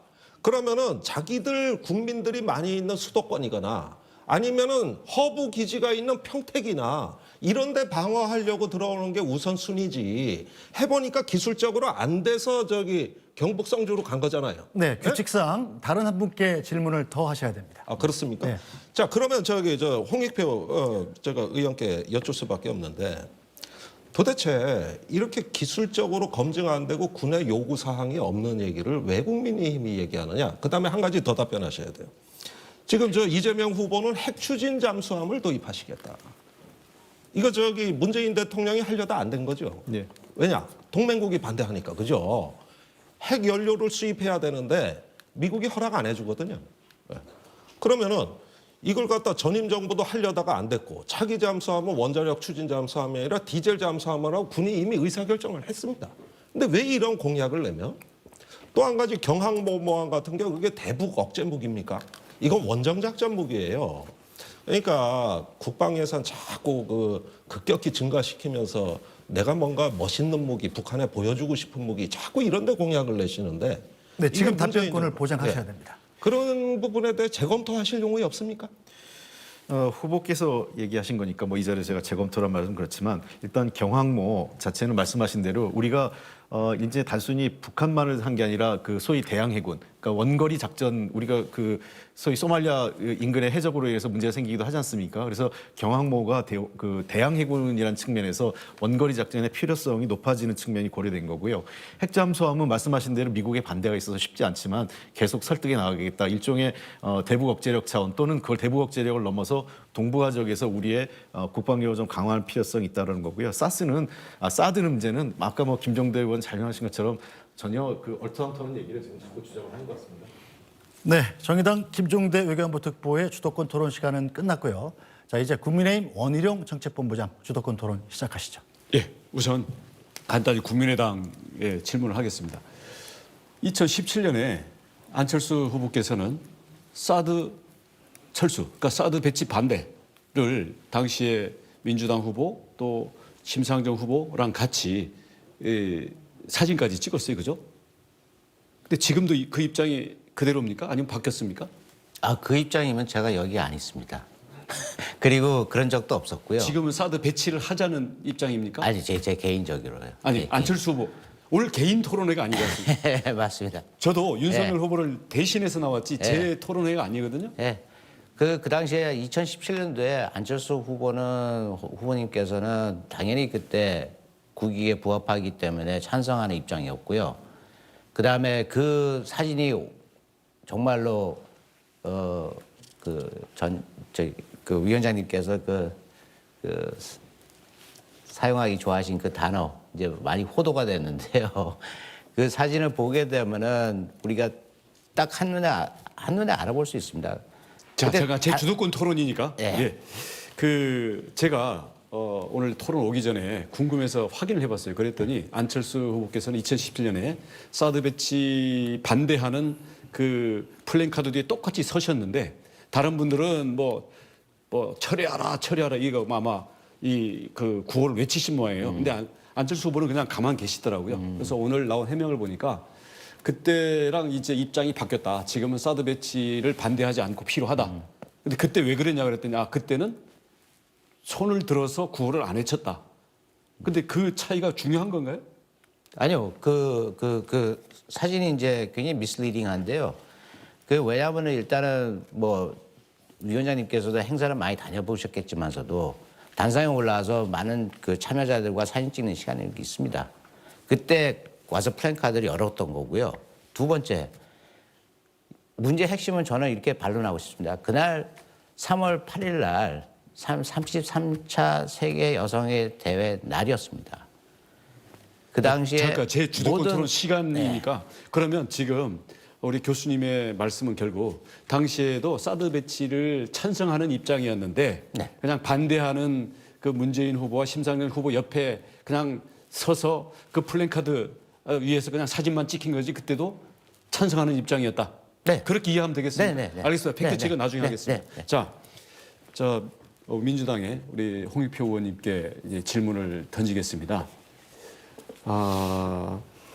이재명 후보는 2017년 당시에는 사드 자기가 당선이 되면 사드를 바로 철수시키겠다라고 공약을 한 바가 있습니다. 지금도 마찬가지 입장입니까? 지금은 저 현재 사드 배치된 사드를 유지하겠다는 게 입장이시죠.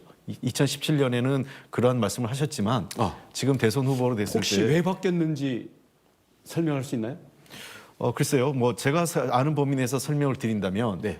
2017년도에는 당연히 사드 배치에 대해서는 저도 반대를 했고 아마 정의당의 김종대 의원도 반대를 하셨을 겁니다. 사드 배치 자체가 북한으로부터 오는 무력을 막을 수 없는 일종의 그 허황된 무기라는 게 기본적인 생각입니다만 그러나 이게 아까 말씀드렸지만 사드라는 것은 단순히 무기 체계가 아니라 국제 정치입니다. 그런 측면에서 이미 현실화된 한미 관계 동맹의 제 주도권이니까. 상징적 측면이라서 전 유지할 수밖에 없다라는 것이 우리 후보 그럼 입장입니다. 원칙적으로는 반대인데 이왕 배치됐으니까 찬성한다 이건가요? 아니 이미 배치된 거에 대해서는 수용한다는 거죠. 추가 배치를 반대하는 거고. 그렇습니까?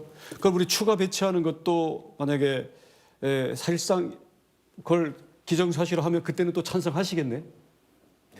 그 과정에서 여러 가지 국민적 논란이 있겠지만 이미 우리 후보께서는 명백하게 추가 배치는 반대한다는 입장을 밝혔습니다. 첫째는 군사기술적으로 전혀 도움이 안 되고 동북아를 둘러싼 그 국제 정치를 감안할 때도 동북아의 평화 안정에 도움이 안 되고 남북 관계에도 그다지 긍정적이지 않다라는 것이 우리 당과 후보의 입장입니다. 자, 오늘 외교안보의 장이니까 이재명 후보의 입장에 대해서 추가로 한 가지만 더 묻겠습니다. 소위 말하는 당시 사드에 대한 중국의 압력이 있었을 때 소위 사드와 관련된 삼불이라는 게 있었습니다. 예. 예, 그 삼불 정책 이재명 후보는 그냥 계승할 겁니까?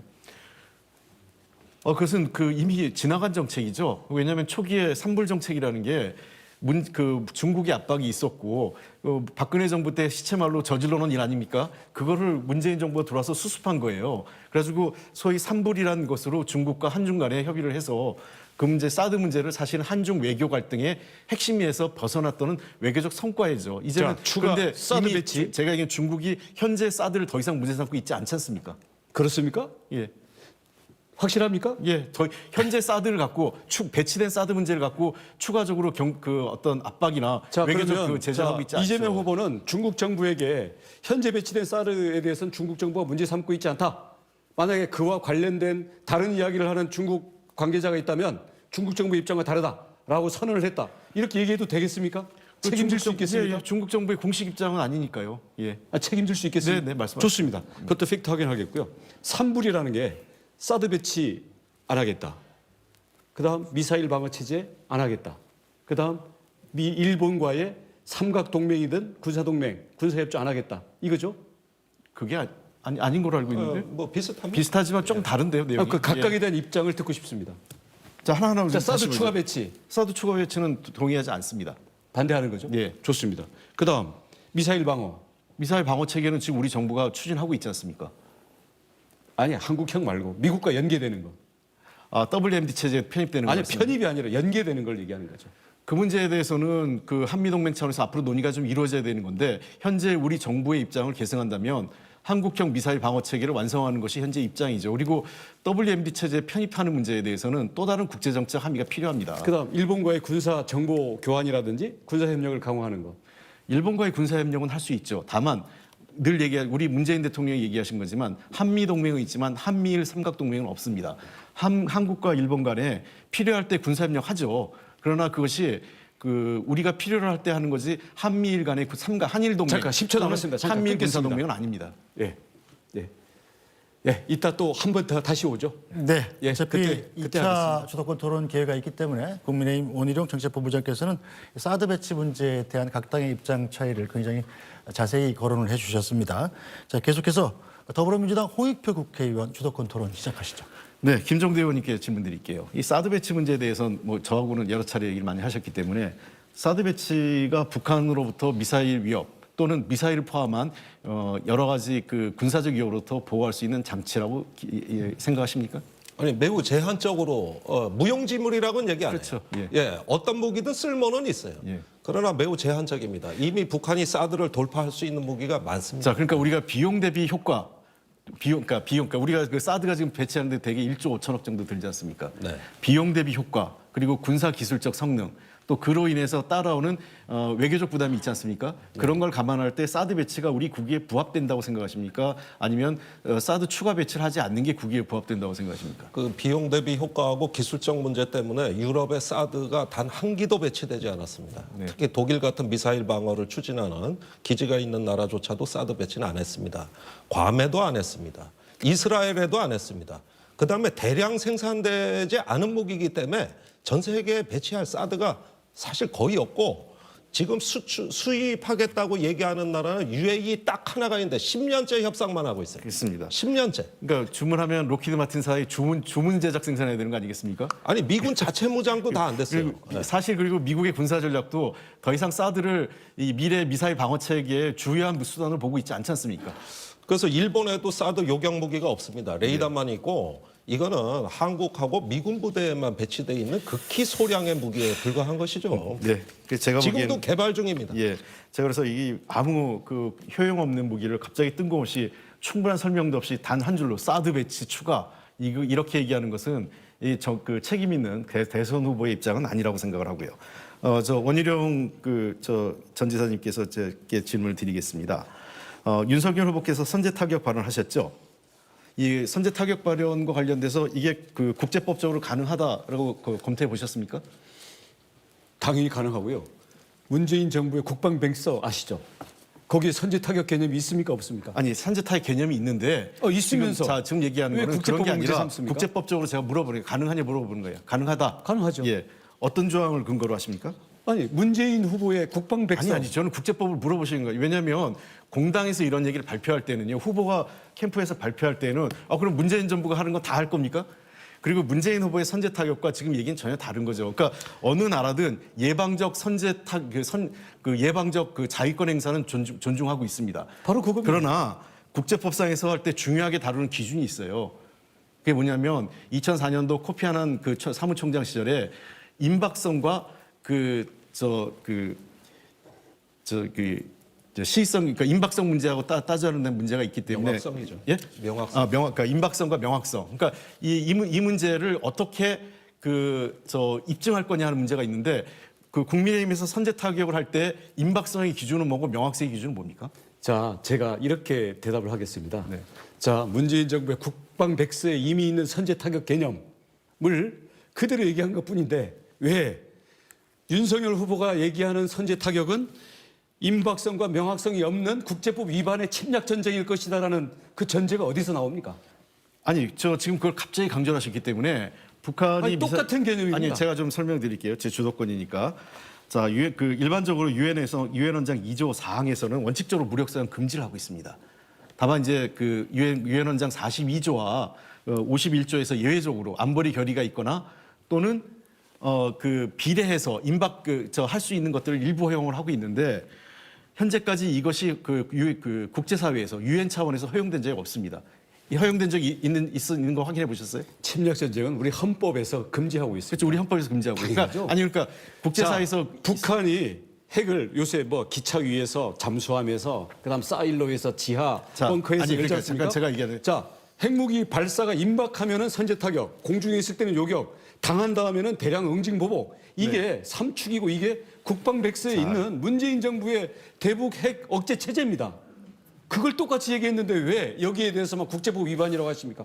문재인 대통령의 선제 타격이 국제법 위반입니까? 자, 이 모든 문제에 대해서는 문재인 정부에 대해서 사사건건 시비를 걸다가 이 문제에 대해서는 왜 잣대가 다릅니까? 얘기를 할게요. 똑같은 거라니까요. 문재인 정부 입장을 자꾸 없는 선제 타격을 만들어내지 마세요. 제가 얘기할게요. 제가 얘기하는 아까도 말씀드렸지만 선제 왜 타격이라는 유령하고 것은 싸우십니까? 아니 제가 얘기하는데 자꾸 개입하시면 안 되고 선제 타격이라는 것은 매우 조심스럽고 유의해야 개념이라는 걸 강조드리는 겁니다.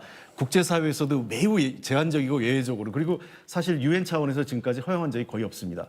그런 차원에서 선제 타격을 일부 군부 지도자나 또는 군 출신 예비역 등이 주장할 수 있겠지만 대통령이 되시겠다는 분이 뜬금없이 아무런 설명도 없이 대북 선제 타격 이렇게 얘기하는 것은 또 다른 의미에서 매우 경박하거나 또는 그게 아니라니까 무지하거나 왜 자꾸 질문이 아닌 상황입니다. 예. 제가 주도권에서 그러니까 나중에 또 기회 있으면 얘기하십시오.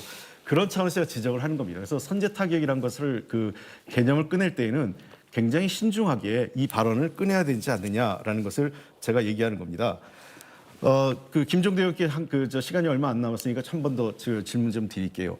이 선제 타격에 대해서는 미국의 대통령 중에서 선제 타격을 얘기한 사람이 트럼프 대통령 말고는 또 다른 사람이 있었습니까? 옛날에 조지 부시가 이라크 침공할 때 프리벤티브와 프리엠티브 중간쯤 된다 이런 입장을 라이스 국무장관이 얘기해서 그걸 가지고 유엔 결의 없이 그런 식으로 들어갔다가 욕 뒤지게 얻어먹은 거 아닙니까? 나중에 결과 나오니까 WMD가 있는 줄 알고 명분을 갔는데 또 대량 살상 무기가 없는 것으로 드러나서 영국의 당시 총리는 사과했고요. 아니 그러니까 조지고 부신다 그래 조지 부시 같이 이렇게 계속 가니까 이런 식의 프리엠티브니 프리벤티브니 하는 것은 예방 전쟁이건 적극적 억제건 간에 유엔이 엄격하게 그것은 규제하는 것이고 유엔을 스킵해서 그걸 우회해서 들어간 거거든요. 그러니까 이건 침략 전쟁이 된 거고 비난받았던 거고 실패한 전쟁이 된 거죠. 제가 마지막 말씀드리겠습니다만 대통령이 되시고자 하는 분은 군 장성이나 군사 쪽 관계자하고는 답이 결이 좀 달라야 됩니다. 대통령의 최고의 목적은 평화고 전쟁을 예방하는 것입니다. 전쟁이 일어난 이후에 사후에 보복을 한다거나 또는 선제 타격을 한다는 것은 그것은 사후 약방문입니다. 대통령의 주 업무는 평화를 지키고 외교적 대화와 외교적 방법으로 평화적인 방법을 해소하는 겁니다. 네, 더불어민주당 홍익표 국회의원 주도권 토론 7분 모두 사용하셨습니다. 주로 사드 배치 추가와 선제 타격 발언에 대한 야당 후보에 대한 상당한 큰 비판을 해주셨군요. 자, 계속해서 국민의당 주재우 국민미래연구원장 주도권 토론 시작하시죠. 네, 일단 아까 사드 문제에 관련해서 이제 중국 말씀이 나와가지고 이제 중국에 대해서 잠시 얘기하겠습니다. 아무도 제가 연구하는 분야도 이제 중국 외교고 한중 관계 등등 포함되어 있습니다. 그래서 우리 측의 산불 제언으로 사드 문제가 봉합이 됐다. 그다음에 이제 사드가 이제 더 이상 거론이 안 되고 하니까 한중 관계에서 이제 더 이상 문제가 되지 않는다. 이제 그렇게 보는 시각이 있는데요. 근데 그게 아니고 정말로 한중 관계에서 사드 문제는 아직 해결이 안 됐습니다. 그거는 엄밀한 현실입니다. 정말로 2019년도 G20 오사카 정상회담에서 시진핑 주석하고 문재인 대통령이 회담을 가졌을 때 면전을 대고 시진핑 주석이 문재인 대통령한테 사드 문제를 해결하고 요구를 했습니다. 그리고 지금 팬데믹 때문에 그렇지 2019년 12월, 2020년 12월 왕이가 2차례 한국을 방문했을 때도요. 강경화 외교장관한테 이 문제를 또다시 거론했습니다. 그래서 우리가 지금까지 시진핑의 답방에 목매어 가지고 정말로 그 한중 관계 가 많이 틀어졌는데 시진핑의 입장에서는 지금 답방을 할 수 없는 상황입니다. 왜냐하면 사드 문제 해결이 안 됐기 때문에. 시진핑 주석의 발이 대한민국 땅에 닿는 순간에 이거는 사드 문제가 해결됐다고 선언하는 거랑 똑같습니다. 그렇기 때문에 시진핑의 답방을 저는 정말 2017년도 12월 달부터 정말 기대할 수 없다고 일관되게 주장을 해왔고요. 근데 지금 와서 이제 또 그마저도 중국이 우리가 사드 3불 재현한 것을 약속이라고 표현했는데 지금 와서 이제 작년이었죠. 작년이었나? 횟수는 재작년이었죠. 그때 이제 예, 최소 두 분께 질문을 하셔야 됩니다. 네, 주일대사 이제 부정을 했는데요. 하여간에 그거에 대해서 이제 그 팩트 정리를 좀 해드리고 싶었고요. 그다음에 지금 이제 한반도 평화 문제에서 이제 거대 양당의 입장이 좀 다릅니다. 근데 한반도의 평화는 정말로 세력 균형에서 나옵니다. 이 세력 균형은 동맹을 통해서 나오고요. 근데 이제는 전력화를 통해서 지금 세력 균형이 지금 파괴되기 시작했습니다. 북한이 핵무기와 완성도가 높아지고 그다음에 중국의 군사력이 지금 부강하고 있습니다. 여기 대해서 국민의힘 쪽에서는 힘을 통한 북한과의 평화를 모색하겠다. 근데 이미 비대칭 전략입니다. 핵무기 때문에요. 어떠한 방안을 가지고 계시는지요. 그다음에 더불어민주당 홍익표 의원님께는 이 한반도의 평화가 정말로 그 세력균형을 통해서 유지가 될 수밖에 없는데 지금 북한의 도발을 보게 되면은 지금 비싼 전쟁보다도 평화가 더 낫다고 이제 이재명 후보 측에서 그렇게 입장을 밝혔습니다. 근데 북한의 도발이 점점 증강하고 있는 상황에서 그럼 어떤 비싼 대가도 치르지 않고 우리의 평화를 어떻게 수호할 것인지 거기에 대해서 입장을 좀 밝혀줬습니다. 자, 국민의힘과 더불어민주당에 동시에 질문을 던지셨는데요. 각각 30초씩 답변 권리가 있습니다. 어떤 분이 먼저 답변하실까요? 예, 국민의힘 먼저 말씀드리겠습니다. 북한의 그 핵 능력이 시간이 가면 갈수록 강화되고 있죠. 그러니까 그런 면에서는 이것을 우리가 지금 뭐 요격이니 뭐니 이렇게 얘기하지만 그런 것들은 큰 우리 대응책 중에 한 부분에 불과한 거고요. 전체적인 대응 능력에 있어서는 결국은 미국의 핵 무산과 국제적인 비핵화 공조를 통해서 북한이 움직일 수 있는 여지를 제한하는 이 억제 정책이 가장 중요하다고 생각합니다. 그리고 북한이 비핵화를 통해서 자신들의 체제와 정권의 안위를 보장받을 수 있는 게 아니라 오히려 정상국가로 가고 이 한국과 오히려 평화 협력 관계로 갈 때 자신들의 그 앞으로의 미래도 있다라는 것에 대해서 시간이 걸리더라도 결국은 설득을 시키고 북한이 받아들이지 않을 수 없게끔 판을 그렇게 깔아야 되겠죠. 네. 그런 면에서 우리가 힘을 얘기하는 것은 어떤 강경 대치나 어떤 이 공격적인 도발을 통해서 북한의 버릇을 고치겠다는 것이 아니라 현재 국제적으로 조성되어 있는 억제에 의한 북한의 비핵화의 움직임을 강제해 나가는 이 부분에 대해서 흔들림 없이 가야 된다는 거죠. 비핵화를 하고 비핵화에 대한 아무런 담보도 없이 뭐 종전선언을 갑자기 하겠다든지 국제 제재를 풀자라느니 아니면 뭐 무슨 북한과 이벤트를 위해서 뭐 개성이든지 금강산이든지 북한이 원하는 걸 주겠다라고 하는 이러한 그 이벤트식 접근 이 부분이 오히려 이 길을 어지럽히 있다고 보고 있는 거죠. 네, 입장이 같아서 반갑습니다. 네. 네. 더불어민주당 홍익표 국회의원. 네, 군사력 그 남북 관계 안정, 한반도의 안정 관리에서는 크게 한 세 가지 수단이 있습니다. 잘 아시는 것처럼 굳건한 한미 동맹에 기반해 있고요. 두 번째는 우리가 어느 정부보다 도리어 역대 보수 정부보다 우리 민주당 정권이 들어섰을 때 군사력이 훨씬 더 증강됐습니다. 빠르게 증강됐다는 사실을 팩트 체크하시면 될 것 같고요. 그래서 우리가 그 대북 억지력을 유지하고 있다는 게 첫 번째. 두 번째는 국제사회 협력을 통해서 북한과 예를 들면 중국, 러시아를 포함 또 EU 등과 협력을 해서 북한의 억지력을 그러니까 북한의 어떤 군사적 도발을 국제사회에 힘을 모아서 제한하는 게 있고요. 마지막은 저는 우리가 자유주의적 협력 이론 또는 그 협력적 평화 이론이라고 해야 되는데 북한과의 그 교류 협력을 강화한다면 저는 훨씬 더 전쟁 위협을 줄일 수 있다고 생각합니다. 그것은 이미 EU에서 과거 두 차례 세계 대전을 거친 유럽에서 그 석탄 철강 공동체에서부터 지금의 EU까지 오는 과정에서 사실은 경제 협력 그다음에 문화 교류를 통해서 그 군사적 충돌을 예방해 온 것이기 때문에 우리도 그러한 방향으로 북한과의 협력을 모색해 확대해 나가는 게 필요하지 않을까 생각합니다. 자, 주재우 국민미래연구원장 마무리 발언하시겠습니까? 네, 저희 그 마무리 발언보다 이제 시간이 되면은 정의당의 이제 통일 정책에 대해서도 좀 입장을 듣고 싶습니다. 왜냐하면은 지금까지 정의당의 통일 관련과 평화 관련해서는 공약을 잘 못 들은 것 같아서요. 네. 주도권 토론 2차 네, 시기가 있기 때문에 네, 바로 네. 곧 이어 진행되기 때문에 그때 진행하시면 되겠습니다.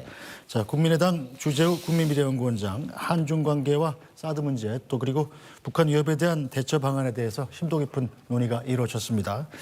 자, 네 분의 토론자께서 7분씩의 주도권 시간을 모두 사용하셨는데요. 바로 북한 비핵화와 남북 관계 2차 주도권 토론 이어가겠습니다.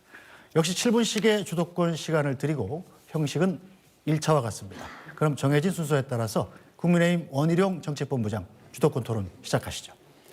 예. 홍익표 의원님께 질문 겸 토론의 서두를 열어보겠습니다. 민주당과 이재명 후보는 북한의 김정은 위원장의 이 연초에 7번의 미사일 도발 그리고 줄기찬 그 핵무장력 강화 이 부분에 대해서 어떻게 평가를 하십니까? 저희들도 우려하고 있습니다. 솔직한 얘기로 최근에 북한의 입장이 북미 관계의 진전, 지난 하노이 회담 결의의 성과를 거두지 못한 이후에 북한의 입장이 상당 부분 경색되고 있는 것에 대한 우려를 지속적으로 해왔고요. 특히 이 북한의 입장에서는 자기들의 쌍중단이라고 해서 핵실험과 장거리 미사일 실험을 중단하는 전제 조건으로 한미연합훈련의 중단에 자기들은 연동돼 있다고 보고 있기 때문에 그러한 측면에서 자기들도 자위적 행동을 해야 된다는 입장인데 기본적으로 우리 정부와 우리 민주당 그다음에 이재명 후보 입장은 북한의 그러한 선택이 한반도 평화와 동북아 안정에 바람직하지 않다는 입장을 기본 입장을 갖고 있습니다. 그런데 북한의 그런 핵 무장 강화와 미사일 개발이 계속되고 있는 와중에도 유엔 가서도 종전선언 얘기하고 일본 하계올림픽 코로나 때문에 축소됐었지만 그때도 종전선언 아무튼 시도 이번에 지금 북경에서 열리는 동계올림픽 때도 어떻게 좀 종전선언 그림을 만들어 볼까 왜 이렇게 북한의 핵무장이 진행되는데 종전선언에 집착하십니까? 그러면 전쟁하지 않겠다는 걸 반대하십니까? 원희룡 의원님은? 아니요, 왜 집착하냐고. 아니, 그러니까 제가 역으로 전쟁을 하는 게 좋습니까? 전쟁을 안 하는 게 좋습니까? 당연히 막아야죠. 그렇죠. 종전선언이 전쟁을 완전히 근본적으로 예방할 수 있는 최종적인 결론은 아니지만 전쟁의 가능성을 낮추고 비핵화가 담보됩니까? 예방할 수 있는 예방할 수 아니, 있는 제 주도권이니까요. 그 수단이 될 수 있다고 생각을 하고 종전선언과 비핵화 비핵화가 담보되지 않은 종전선언 찬성하십니까? 저는 두 가지를 분리할 필요가 없고 아니, 같이 간다고 생각합니다. 비핵화가 담보된다면 저희도 반대하지 않습니다. 아니, 저는 뭐냐면 종전선언이 북한의 한반도의 비핵화에 긍정적일 거로 생각합니다. 왜 그러냐면 제 주도권이잖아요. 저 30초는 얘기할게요. 답변은 30초씩 30초를 해야죠. 제가 답변 30초를 해야 되니까. 아니, 충분히 드릴게요. 자, 비핵화가 전제되지 않은 종전선언 찬성하십니까? 그거를 분리하는 것에 동의하지 않습니다. 종전선언은 비핵화에 긍정적인 영향을 준다는 게 제 입장이고요. 왜 그러냐면 선종전선언 후 좋은 영향? 그건 서로 그 프로세스 하나의 일련의 그 과정으로 봐야 되는 비핵화는 거죠. 외상으로 한다? 아니 그렇게 얘기하시면 그 말꼬리 잡는 거고요. 이게 아니, 국제 정치를 그렇게 전제가 보시면 됐느냐 외상이냐? 아니, 자, 묻는데 제- 왜 말꼬리를 제가 하십니까? 제가 좀 설명을 좀 드릴게요. 예를 들면 북한이 왜 핵을 갖느냐 하는 이유에 여러 가지 이유가 있습니다. 근데 그 가장 그 일반적으로 우리가 공유하는 거는 북한이 하나는 뭐 그 적화 통일하기에 핵을 가질 수도 있겠지만 또 다른 측면에서는 북한으로서는 자위적 수단, 즉 한국과 한미동맹이랑 훨씬 강력한 군사동맹 체제 앞에서 자기들로서의 자위적 수단을 갖고 있기 때문에 저는 한반도의 전쟁의 가능성을 낮추고 한국과 미국이 북한을 침공하지 않는다는 것이 분명해진다면 북한으로서는 핵 보유나 대량살상 무기를 가지려고 한 유인이 낮아지는 자, 거죠. 제주도권입니다. 예. 질문 하나만 더 할게요. 자, 북한의 핵무장이 자위적 수단이다. 자기가 살기 위해서 하는 거다. 그런 측면이 있다는 거죠. 제 질문하고 있습니다. 예, 예. 소위 말하는 내재적 접근법이에요. 그러니까 북한의 입장에서 북한의 태도와 입장을 북한의 그 행동을 이해하겠다. 왜 야당도 이해를 안 해주고 왜 진영 논리로 가르는 사람들이 북한은 내재적 논리로 접근하는지도 문제지만 자 그럼 예를 들어서 강도도 살기 위해서 강도짓을 합니다. 내재적 논리에 의하면 강도에 자기가 살기 위한 자위적 수단인 걸 인정해야 된다는 겁니다. 자, 이게 보면 자, 답변하십시오. 예. 저 원희룡 저 지사님께서 지금 말장난하시는데 언더스탠드 이해한다라는 게 동의한다의 동의어는 아닙니다.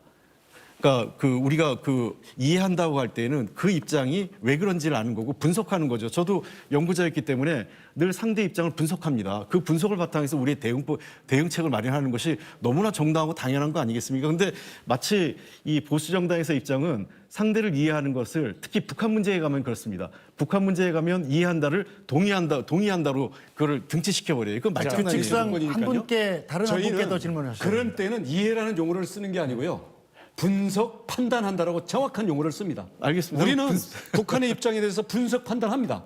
하지만 이해한다라는 것은 너무나 감성적인 이야기고요. 사람들을 이걸 굉장히 헷갈리게 하는 얘기예요. 자, 분석, 판단은 우리도 합니다. 예, 저도 분석 판단한 겁니다. 이해합니까? 우리는 이해는 못합니다. 왜냐하면 그건 동의를 해줄 수 없다는 얘기죠. 아니 그러니까 아까도 말씀드렸잖아요. 제 말에 이해한다에 동의한다 포함된 것처럼 자꾸 덮어씌우는 거예요. 자, 그게 그럼 동의를 안 색깔론이나 하시는 말장난인 거죠. 동의 안 하죠. 네. 북한 비핵화를 누가 동의합니까 이 자리에서? 그러면 네, 다른 한 분께 질문 부탁드리겠습니다. 잠깐만. 그러면 비핵화가 전제되지 않은 종전선언에 대해서 그거는 그렇게 되면 안 되죠. 제가 얘기하는 거는 좋습니다. 비핵화와 김종대 종전선언이 같이 가는 의원님께 거죠. 알겠습니다. 자, 비핵화가 전제되지 않은 종전선언 네. 혹시 찬성하십니까? 종전선언은 입구를 여는 건데 뭐 거기에 비핵화는 그 장기적인 과제로 하더라도 그 입구는 열어야 될 거 아닙니까? 그러니까 일단은. 선 종전선언. 예, 열어야죠. 비핵화는 나중에 외상. 아니 비핵화는 단계적이고 동시적으로 가는 겁니다. 자, 그걸 위해서 종전선언은 문 하나 현찰로 열은- 주고 예. 종전선언은 현찰로 주고 아니 그러니까 비핵화는 어음으로.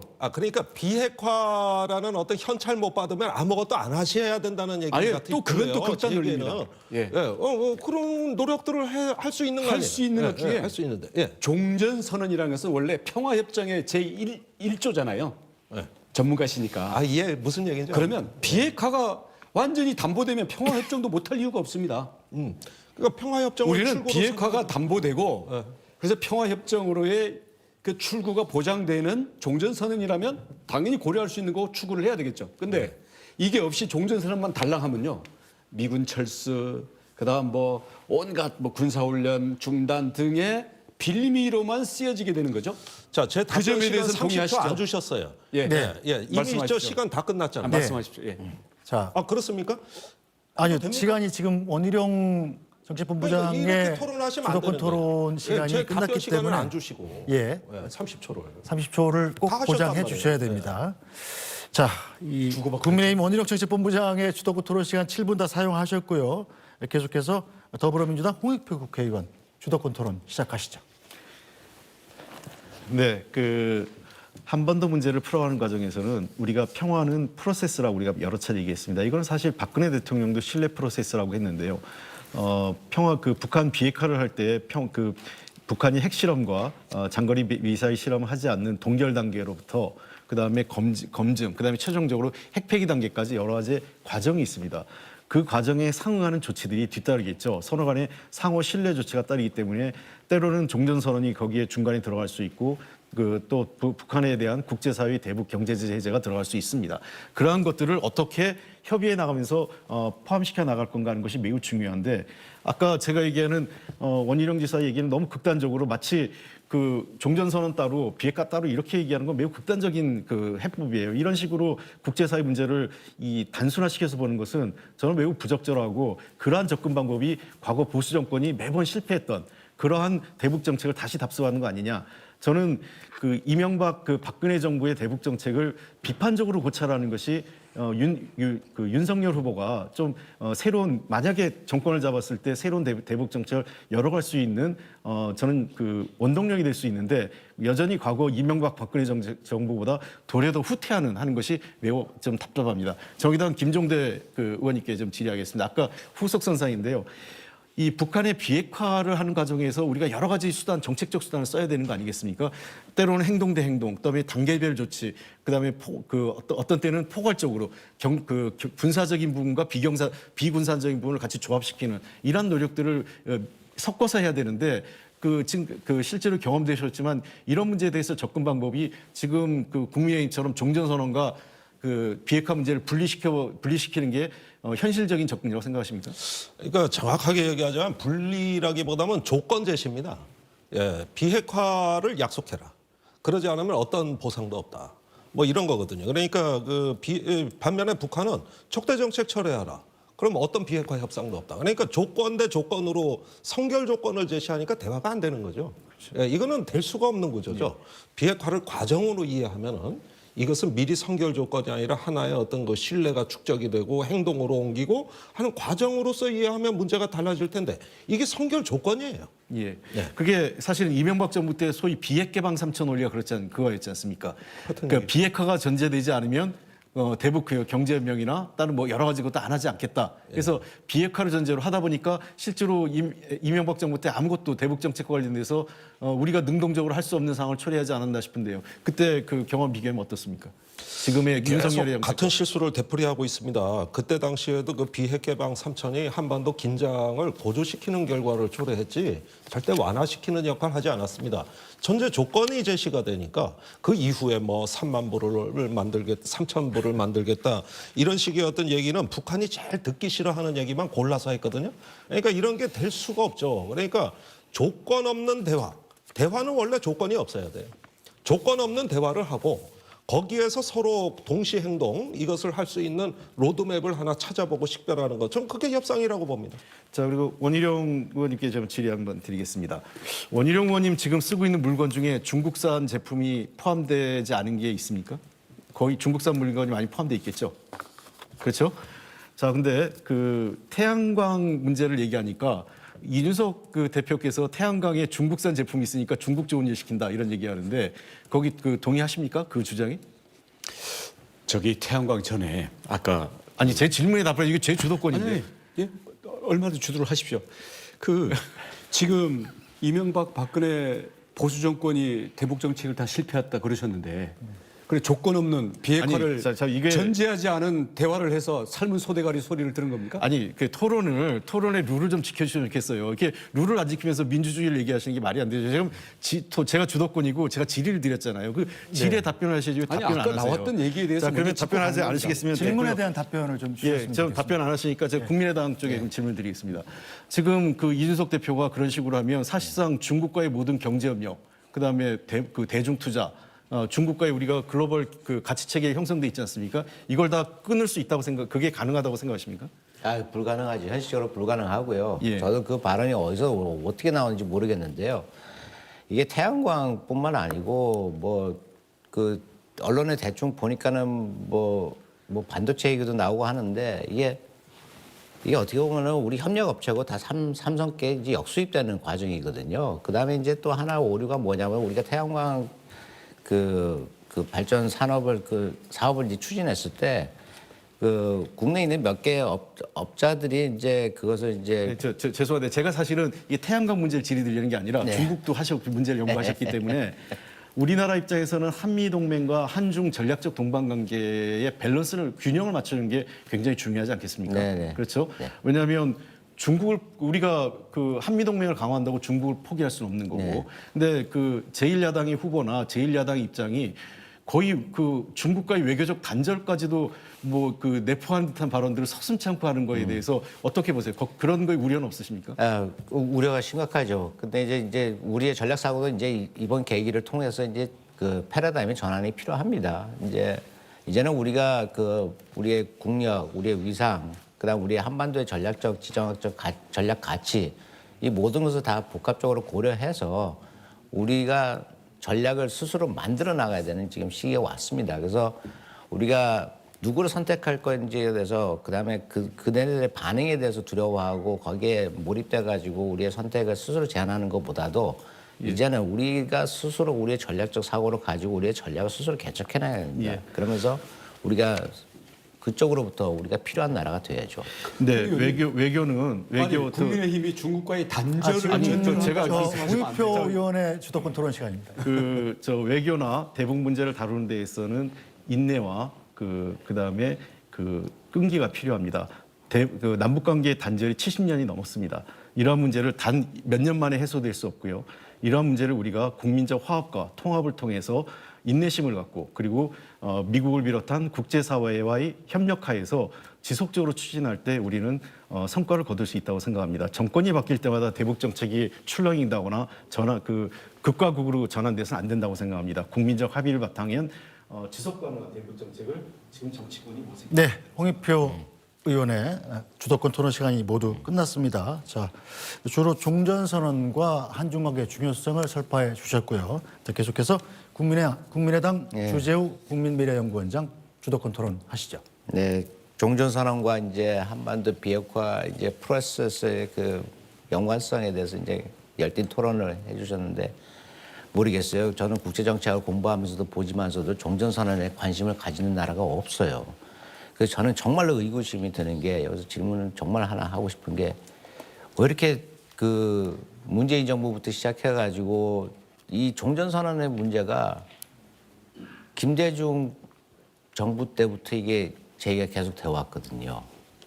근데 그 당시에 이런 아이디어를 어느 나라도 가지고 있지 않았지만서도 뭐 이런 아이디어가 소개됐을 때는 주변국의 반응도 냉소했습니다. 그리고 중국 같은 경우는 저도 얼마 전에 이게 발표할 자리가 있어서 그때 말씀드렸지만서도 조사해본 결과 중국은 2008년도하고 2018년도에 우리 정부가 제기했을 때 그때밖에 반응을 보이지 않았습니다. 그 이유는 이 문제에 대해서 관심도 없어요, 중국도. 그게 이제 사실로 드러나면서 이제 하여튼 재미있는 토론회를 가졌었는데요. 미국도 마찬가지입니다. 일본도 마찬가지입니다. 그리고 유엔 16개 참전국들의 동의도 어느 정도 받아야 될 텐데 종전선언 관련해서는 이들 나라도 반응이 없습니다. 이 문제에 대해서 왜 이렇게 민주당 정부는 종전선언에 이렇게 목을 매셨는지 그게 정말로 궁금합니다. 예, 저도 같이 정치학을 좀 공부했던 사람 입장으로 종전선언보다는 더 근본적인 건 평화협정을 가는 게 더 중요하겠죠. 근데 제가 이렇게 보면 이 종전선언을 반대하는 그 집단이 딱 둘인 것 같습니다. 하나는 지금 현재 일본 정부고 또 하나는 윤석열 후보하고 국민의힘인 것 같은데요. 제가 최근에 한일 질문을 받지 않으시면 말씀하시죠. 국제의원연맹 회의할 때도 일본 정부에서 계속 반대를 하더라고요. 왜 그런지 모르겠어요. 국민의힘과 일본 정부는 항상 거기서 같은데 이렇게 좀 이해를 해주시면 좋겠습니다. 종전선언을 통해서 종전선언이 근본적인 해법은 아니지만 아까 얘기한 문을 여는 과정이라고 생각을 하고 이 종전선언은 왜냐하면 전 세계에서 유일하게 휴전 상태인 나라는 대한민국 한반도밖에 없습니다. 그렇기 때문에 종전선언이라는 것이 과도기적으로 필요하다고 저는 생각을 하는 거죠.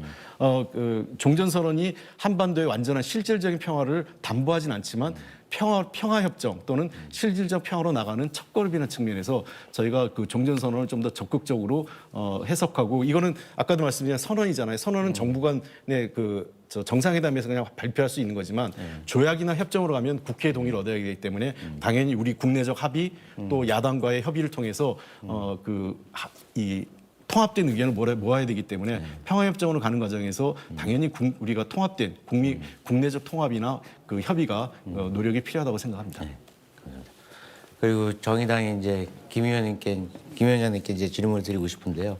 아까 제가 마무리 발언에서 잠깐 언급했듯이 그때 이제 질문을 제가 미리 드렸었는데 어떻게 생각이 정리가 좀 되셨는지요? 통일 방안 말씀. 네, 저 정의당의 통일이나 한반도 평화에 대한 입장이 정말로 뭐 다른 정당의 이제 공약을 이제 비교 분석하고 하는 과정에서 이렇게 정의당의 입장을 그렇게 많이 못 들어본 것 같습니다. 그래서 외람된 말씀이지만 예, 아니 좀 뭐 정리해 저희가 주셨으면 홍보가 좀 부족한 것 감사하겠습니다. 같아서 좀 죄송스러운데 진보 정당은 그 어떤 통일과 평화에 대해서 창당 이래 가장 적극적인 당이었다고 저는 개인적으로 생각합니다.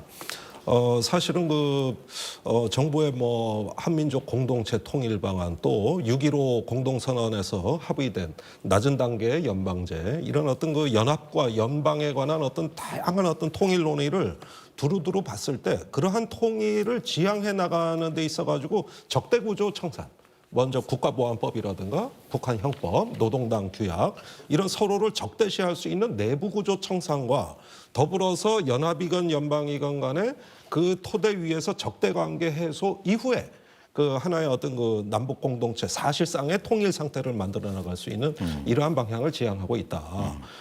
평화에 관해서도 어떤 비핵화와 평화 협정은 같이 가야 되는 동반자 관계라고 저희는 생각하고 있고요. 평화 협정은 입구보다는 출구가 돼야 된다고 저는 생각합니다. 예, 종전선언은 입구가 될 수 있지만 그 종국적 목표는 평화 협정, 평화 체제다. 예, 그것이 최종 상태라고 이야기. 비핵화는 그 과정에 포함이 돼 있는 거고요. 그러니까 비핵화의 이제 어떤 그 완성태로서의 예, 평화 협정이다. 이렇게 말씀드리는 것이죠. 감사합니다. 그리고 그 홍익표 의원님께 이제 마지막으로 이제 질문드리겠는데요. 그 최근에 이제 이재명 후보님의 이제 공약을 보게 되면은 남북 경협 문제 그다음에 한반도 평화 정책과 관련해서 이제 제재 문제를 이제 굉장히 강조를 하고 있습니다. 그래서 최선의 해법으로 이제 조건부 제재 완화 그러니까 스냅백이죠. 그다음에 단계적 행동을 이제 병행하는 것을 이제 북한과 미국에 제안하겠다고 했는데요. 네. 근데 우리가 그 90년대 이제 1차 북한 핵 이후부터 계속 보게 되면은 이 스냅백을 이미 우리가 경험해 봤습니다. 특히 육자회담 틀에서요. 그래서 미국이 한 세 번 정도 스냅백을 이제 실험을 해 봤고요. 근데 이제 그 아무런 효과가 없는 걸로 나타났죠. 근데 이제 우리의 입장에서 보게 되면은 미국의 제재, 아니 유엔의 제재를 스냅백하는 것을 설득할 것인지 아니면은 우리 스스로의 제재가 있나요? 524 조치 외에는 어떠한 카드를 또 가지고 있는지. 근데 이게 유엔 제재라든가 미국의 단독적인 제재 여기에 대해서 우리가 스냅백을 설득할 수 있는 그런 근거가 어떤 것이 있나요? 근데 그 말씀하신 것처럼 이제 그 지금 북한에 대한 대북 경제 제재 그건 그 국제사회 그러니까 유엔 안보리 결의 차원에서 유엔 차원에서 이루어지는 게 있고요. 또는 미국, 일본 또는 유럽의 개별 국가들이 개별 국가 차원에서 이루어지는 게 있고 또 우리나라가 우리나라도 마찬가지로 개별 국가 차원에서 하고 있는 대북 제재가 있지 않습니까? 이런 것들을 해소하는 데는 각국의 그 법도 있고요.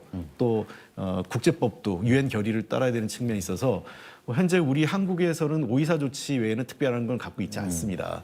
다만 이제 스냅백이라는 걸 통해서 국제사회 제재를 조금 더 우리가 효율적으로 접근해보자, 비핵화에 도움이 되는 방향으로 접근해보자는 것이 저희의 주요 전략인데요. 현재로서는 사실은 그 미국을 설득하기 쉽진 않습니다. 그만큼 그러기 위해서는 서로 신뢰를 보여줘야 되는데 사실 그런 측면에서 지난 2차 하노이 북미 정상회담이 상당히 아쉬웠죠. 북미 정상회담이 어떤 그 힘을 갖고 미국 의회를 설득해야 되는 문제가 있기 때문에 교수님도 잘하신 것처럼 미국은 그 법을 바꾸려면 미국 의회 협력이 필요하지 않습니까? 그래서 앞으로 우리가 그런 네. 부분에 대해서 자, 국민의당 주재우 국민미래연구원장의 주도권 토론 시간 끝났습니다. 주재우 국민미래연구원장께서는 이 종전선에서 한 발 더 나아가서 북한에 대한 제재 완화 문제까지 심도 깊게 토의해 주셨고요. 자, 계속해서 정의당 김종대 외교안보 특보 주도권 토론 시작하시죠. 네, 헨리 키신저가 그 박사학위 논문에 쓴 거 보면은 그 빈체제, 나폴레옹 전쟁 이후에 빈체제가 이제 유럽의 100년의 평화를 유지했는데 그 주된 양대 축이 세력 균형과 정통성이라 그랬어요. 이게 국제 질서의 장기간의 유럽의 평화를 유지한 것이죠. 자, 이렇게 해서 어떤 현상을 유지하고 관리하는 데 있어가지고 이 두 가지 축은 매우 조심스럽게 유지돼야 됩니다. 수없이 많은 타협, 균형, 또 어떤 상상력이 필요한 것이 국제정치고 그걸 통해서 안정을 도모하는 것이다. 전쟁 없는 세상, 어떤 긴 평화, 이런 것들이 우리가 바라는 거거든요. 그런데 한 사람의 현상 변경, 말하자면 수정주의 세력이 등장하게 되면은 이것이 이제 순식간에 깨져버리는 것입니다. 그럴 때 이 국제 정세를 안정적으로 관리할 수 있는 중견국가의 역량을 우리가 보여줄 때라고 생각이 되는데요. 저는 이런 점에서 원희룡 본부장께서는 참 합리적인 분이다. 제가 그 대선 후보 국민의힘 경선 때 보니까 매우 합리적인 발언을 많이 하셨는데 문제는 비합리적인 후보를 만나셔서 굉장히 마음고생이 심하실 거라고 저는 생각이 됩니다. 왜 비합리적이냐? 자, 사드 산불 겨우 봉합돼 있는, 해결은 안 됐어요. 그러나 봉합돼 있는 사드 문제를 산불을 이제 부정하고 이거 굴종 외교라 그랬습니다. 그럼 깨겠다는 얘기예요. 일본하고도 동맹 되겠다는 얘기입니다.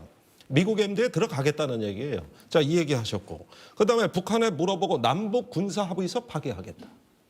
자, 이거 북한 김여정 노동당 부부장 외에는 이거 얘기한 사람이 없거든요. 그래서 저 윤석열 후보가 김여정 부부장하고 원팀이냐? 어떻게 발언이 그렇게 똑같으시냐? 그다음에 사드 배치 또 하겠다, 선제 타격하겠다. 전부 보면은 뭐냐면 현상을 바꾸는 지도자의 발언입니다. 국제 정치에 또 하나의 수정주의가 탄생한 거다. 이거 트럼피즘하고 비슷하다. 이랬을 때 원희룡 지사께서는 이런 후보의 말씀에 대해 가지고 공감하시는지, 또 이것이 주변국에게 주는 메시지가 뭐라고 생각하십니까? 북한에는 어떤 메시지를 줄까요? 지금 북한, 미국, 중국, 일본을 둘러싼 우리의 안보 외교 전략의 바탕에 있는 그 기본 관점에 있어서 지금 문제가 많이 있다고 보고 있습니다. 쉽게 말하면 북한에 대해서는 너무 선의를 강조하고 있고요. 중국에 대해서는 중국이 그냥 힘이 강하다는 것에서만 치우쳐져 있고요. 미국은 어쩔 수 없이 우리를 따라올 거다라는 이런 것에 대해서 안이한 생각이 있고요. 일본은 악의에 가득 차 있다는 것만 돼 있습니다. 아니, 배경 설명하다 30초 그래서 다 쓰셨어요. 항상 예. 본론 얘기 안 하시고. 아니, 이 모든 것을 갔다니까요. 여기에 치우쳐져 있는 불균형한 정책을 바꾸는 것이고요. 그러니까 그 정상화다, 결과는 균형이다. 그러면은 아니, 저기 제가 답변을 드릴게요. 아니, 저 현상 다섯 유지할 부분은 할 거고요. 시간 드릴게요. 예. 시간 드릴 네. 테니까 자 보세요. 그러니까 중국하고 사드 갈등이 지금 봉합돼 있어가지고 전략 대화가 재개됐고 어느 정도 정상화는 됐습니다. 아까 뭐 우리 주재호 그 위원장께서는 아직 해결 안 됐다 그러지만은 저는 절충됐다고 봅니다. 복원됐고 상당히 회복됐어요. 그런데 중국을 건드릴 수 있는 가장 그 특효약 하나, 중국 한 방에 그냥 저기 우리하고 저기 분란이 벌어지게 만들 수 있는 게 사드입니다. 이거 들춰내는 거, 이거보다 더 좋은 방법 있습니까? 그러니까 이 사드 산불을 발언하시고 그러면서 이제 중국하고 이제 균형, 이제 정상화를 하시겠다는 이 얘기거든요. 정상화가 될까요? 어떤 정상화를 얘기하시는 거예요? 지금이 왜 비정상이라는 거예요? 이게 외교는 당연히 밀당이죠. 네. 아니, 중국의 입장이 눈치만 볼 겁니까? 밀고 당기기를 하면서 균형점을 찾아갈 겁니다. 남북 군사 합의서 파기는요? 이행을 촉구하고 이행이 안 될 경우에는 우리도 대응책을 아니, 하겠다. 그러니까 이행을 북한은 이행을 안 촉구하는 하잖아요. 건 좋은데 이행을 해라. 왜 남북 군사 합의서 안 지키냐? 왜 자꾸 미사일 도발하냐? 이 얘기를 해야 되는데 안 하면 우리 파기할 거라는 얘기를 왜 우리가 먼저 합니까? 그건 자꾸 그렇게 틀을 짜시고 그런 거고요. 이후에 그건 김여정이 얘기한 거하고 똑같은 발언인데 김여정 그 얘기할 때는 아, 이것이 남북 긴장 보조구나. 그런데 군사 합의서는 살아있는 협정입니다. 절대 죽지 않았어요. 지금 휴전선에서 별일 없습니다. NLL 별일 없어요. 서북도서 이렇게 오랫동안 안정된 것도 처음입니다. 이건 군사 합의서의 힘이에요. 정전협정 이래로 군비 통제를 규율하는 유일한 협정이 요거 하나입니다. 그런데 북한에 물어보고 미사일 저기 조금 더 발사하고 이러면은 이거 파기해야 됩니까 말아야 됩니까? 아니, 북한이 미사일 조금 더 발사한 거라고요? 아니 최근에 미사일을 조금 더 발사한 겁니까 이게? 아니 그러면 옛날에 아니, 북한 비해서 보고 조금이지. 9.19 군사합의 지켜라. ICBM 했고 아니, 중거리 미사일 했고 군사 지켜라. 두 분- 당신네들은 어기는데 우리만 지키는 거 이거 제고할 수 있다. 이 정도 얘기를 아니, 못 그러니까 합니까? 그 조금 표현으로 답변 피해 가시는 거예요. 파기해야 됩니까 말아야 됩니까? 아, 예, 충격인데요. 파기를 해야 북한이 됩니까 미사일을 말아야 조금 더 됩니까? 발사했다?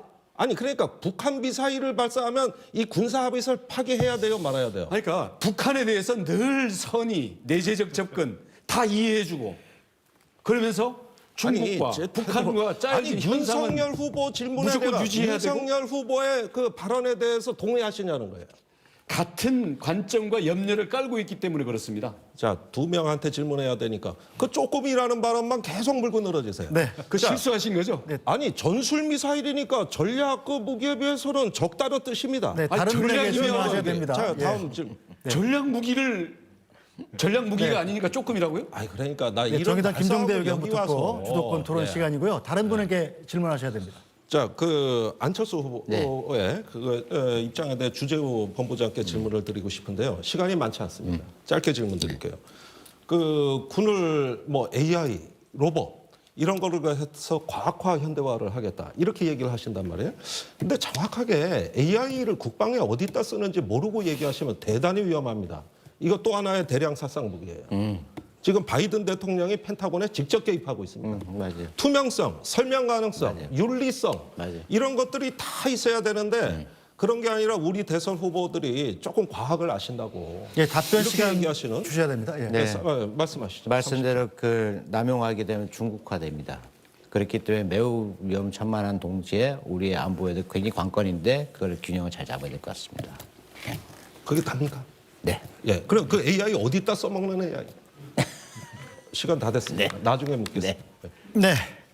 네, 정의당 김종대 의견부 특보 주도권 토론 시간까지 모두 끝났습니다. 자, 북한 비핵화와 남북 관계에 대한 주도권 토론 이제 모두 끝이 났습니다. 이제 토론을 마무리할 시간이 다 돼갑니다. 오늘 토론 과정에서 못다 하신 말씀이나 강조하고 싶은 점 있으실 텐데요. 마무리 발언 기회를 드리겠습니다. 발언 시간은 한 분당 2분씩 드리겠습니다. 더불어민주당 홍익표 국회의원 말씀하시죠. 네, 국민 여러분, 새해 연휴 잘 보내셨습니까? 새로운 한 해가 시작되고 있습니다. 여전히 팬데믹으로 인해서 국민 여러분께서 많이 힘들어하시고 고통스럽습니다. 정치권이 여러분들에게 곧 그 희망을 드리고 위로를 해드려야 되는데 간혹 그렇지 못하고 더 국민들께 불편과 짜증을 드린 것 같아서 송구스럽습니다. 그래서 정치가 바뀌어야 되고 개혁해야 되는 것 아닌가 생각합니다. 분열과 대립, 전쟁과 공포를 선택하시겠습니까? 아니면 통합과 희망, 그리고 평화와 화해의 시대를 선택하시겠습니까? 저는 국민들께서 현명하신 선택을 하실 것으로 생각을 합니다. 그다음에 참여, 이제 87년 체제의 절차적 민주주의를 넘어서 보다 정의로운 민주주의를 우린 지향해야 됩니다.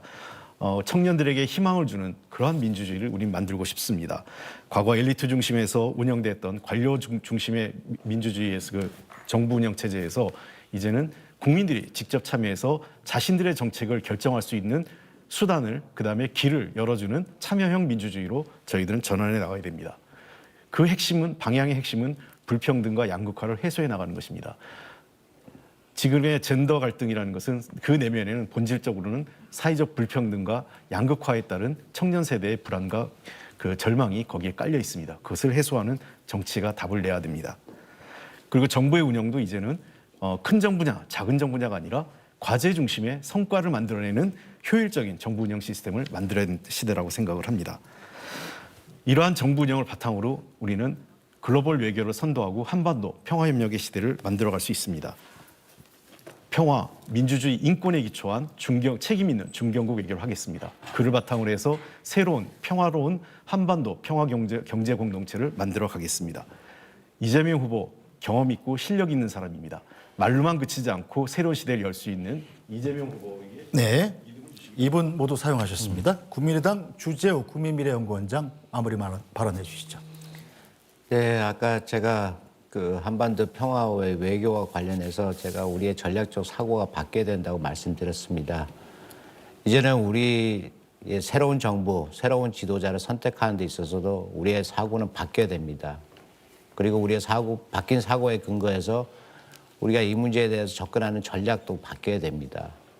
이제는 21세기에 참 아까도 말씀드렸지만서도 공정과 정의가 이 대선의 모토가 됐다는 게 참 세계 경제 대국 10위권, 10위의 나라에 정말 걸맞지 않은 옷을 입혀놓는 것 같습니다. 그래서 참 부끄럽고 송구스럽고 정말 안쓰럽기 짝이 없는데요.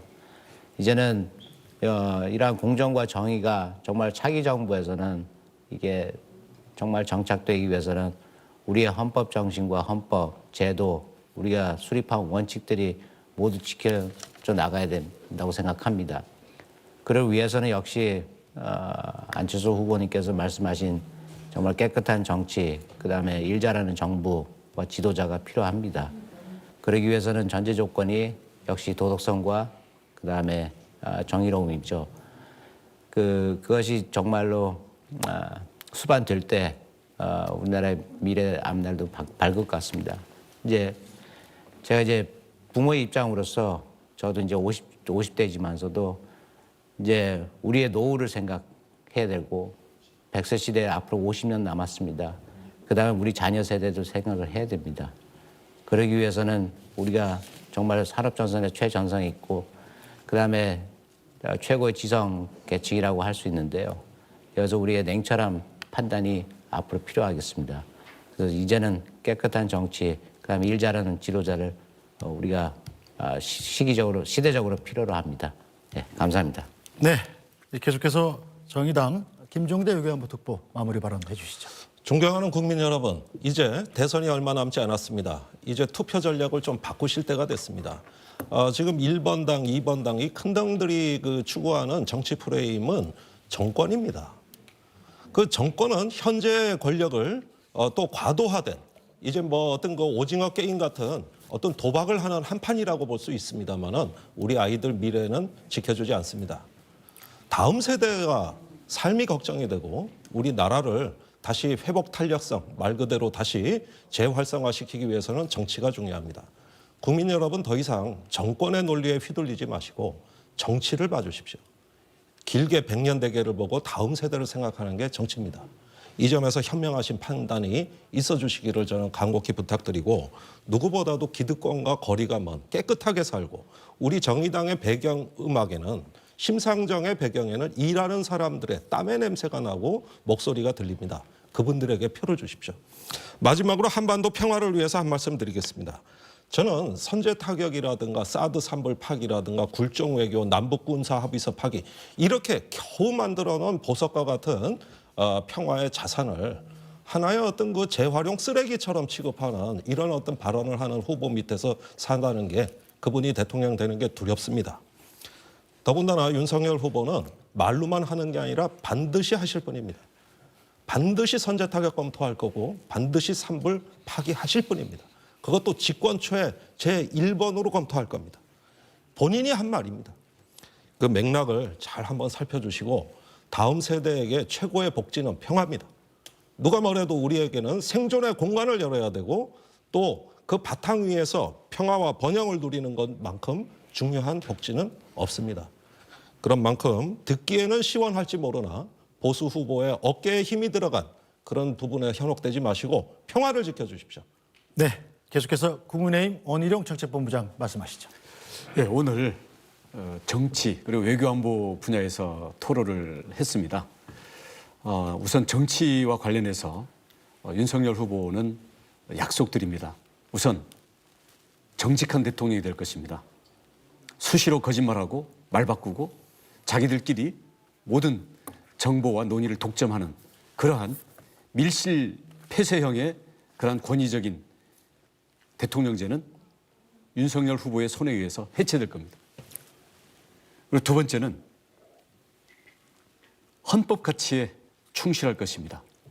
공정과 상식 그리고 내로남불과 자기 잘못을 인정하지 않고 남 탓하고 국민을 가르치려고 그러고 철진한 이념에 집착하는 그러한 이 패거리 정치, 편가르기 정치를 깰 것입니다. 그리고 세 번째는 무엇보다도 윤석열 후보가 현실에 입각해서 실질적인 문제 해결을 위해서 실용적으로 접근을 해 나갈 것입니다. 그런 면에서 지금까지 있었던 헌법에 있는 총리와 각 부처 장관의 역할을 무력화시켰던 이러한 청와대 측근 참모들의 전횡을 타파할 것입니다. 아울러서 외교 안보 분야에 있어서도 지금 토론에서 보셨겠지만은 선제 타격 이미 문재인 정부의 국방백서에 다 있는 내용입니다. 그리고 종전선언이 비핵화가 담보돼야 된다라는 거, 이거 국제적인 합의입니다. 그럼에도 불구하고 이것을 자꾸 무슨 친일이니 아니면 전쟁을 원한다느니 이러한 낡은 프레임에다가 가두려고 하는데, 낡은 프레임에 갇히는 것은 유령이지 실질적인 윤석열 후보가 아닙니다. 그동안 북한의 북박이로 굴종적인 외교를 펼쳐왔던 것에 대해서 강력한 문제 제기를 해나가지만, 이런 것을 국가 운영을 해나가는 과정에서는 충분히 국익과 현실을 앞세운 안정적인 국정 운영을 할 것입니다. 네, 이렇게 해서 네 분의 마무리 발언까지 모두 들었습니다. 오늘 정치, 외교, 안보 분야 토론 어떻게 보셨습니까? 오늘 토론이 각 정당의 정책을 비교 평가하는 데 도움이 되셨길 바랍니다. 열띤 토론을 벌여주신 네 분 수고 많으셨고요. 함께해 주신 시청자 여러분께도 감사드립니다. 이제 제20대 대통령 선거일이 한 달 정도 앞으로 다가왔는데요. 중앙선거방송 토론위원회가 주관하는 첫 번째 후보자 토론회가 경제 분야를 중심으로 2월 21일 월요일 저녁 8시부터 생방송됩니다. 많은 관심과 시청 부탁드리면서 오늘 토론 여기서 모두 마치겠습니다. 여러분 고맙습니다.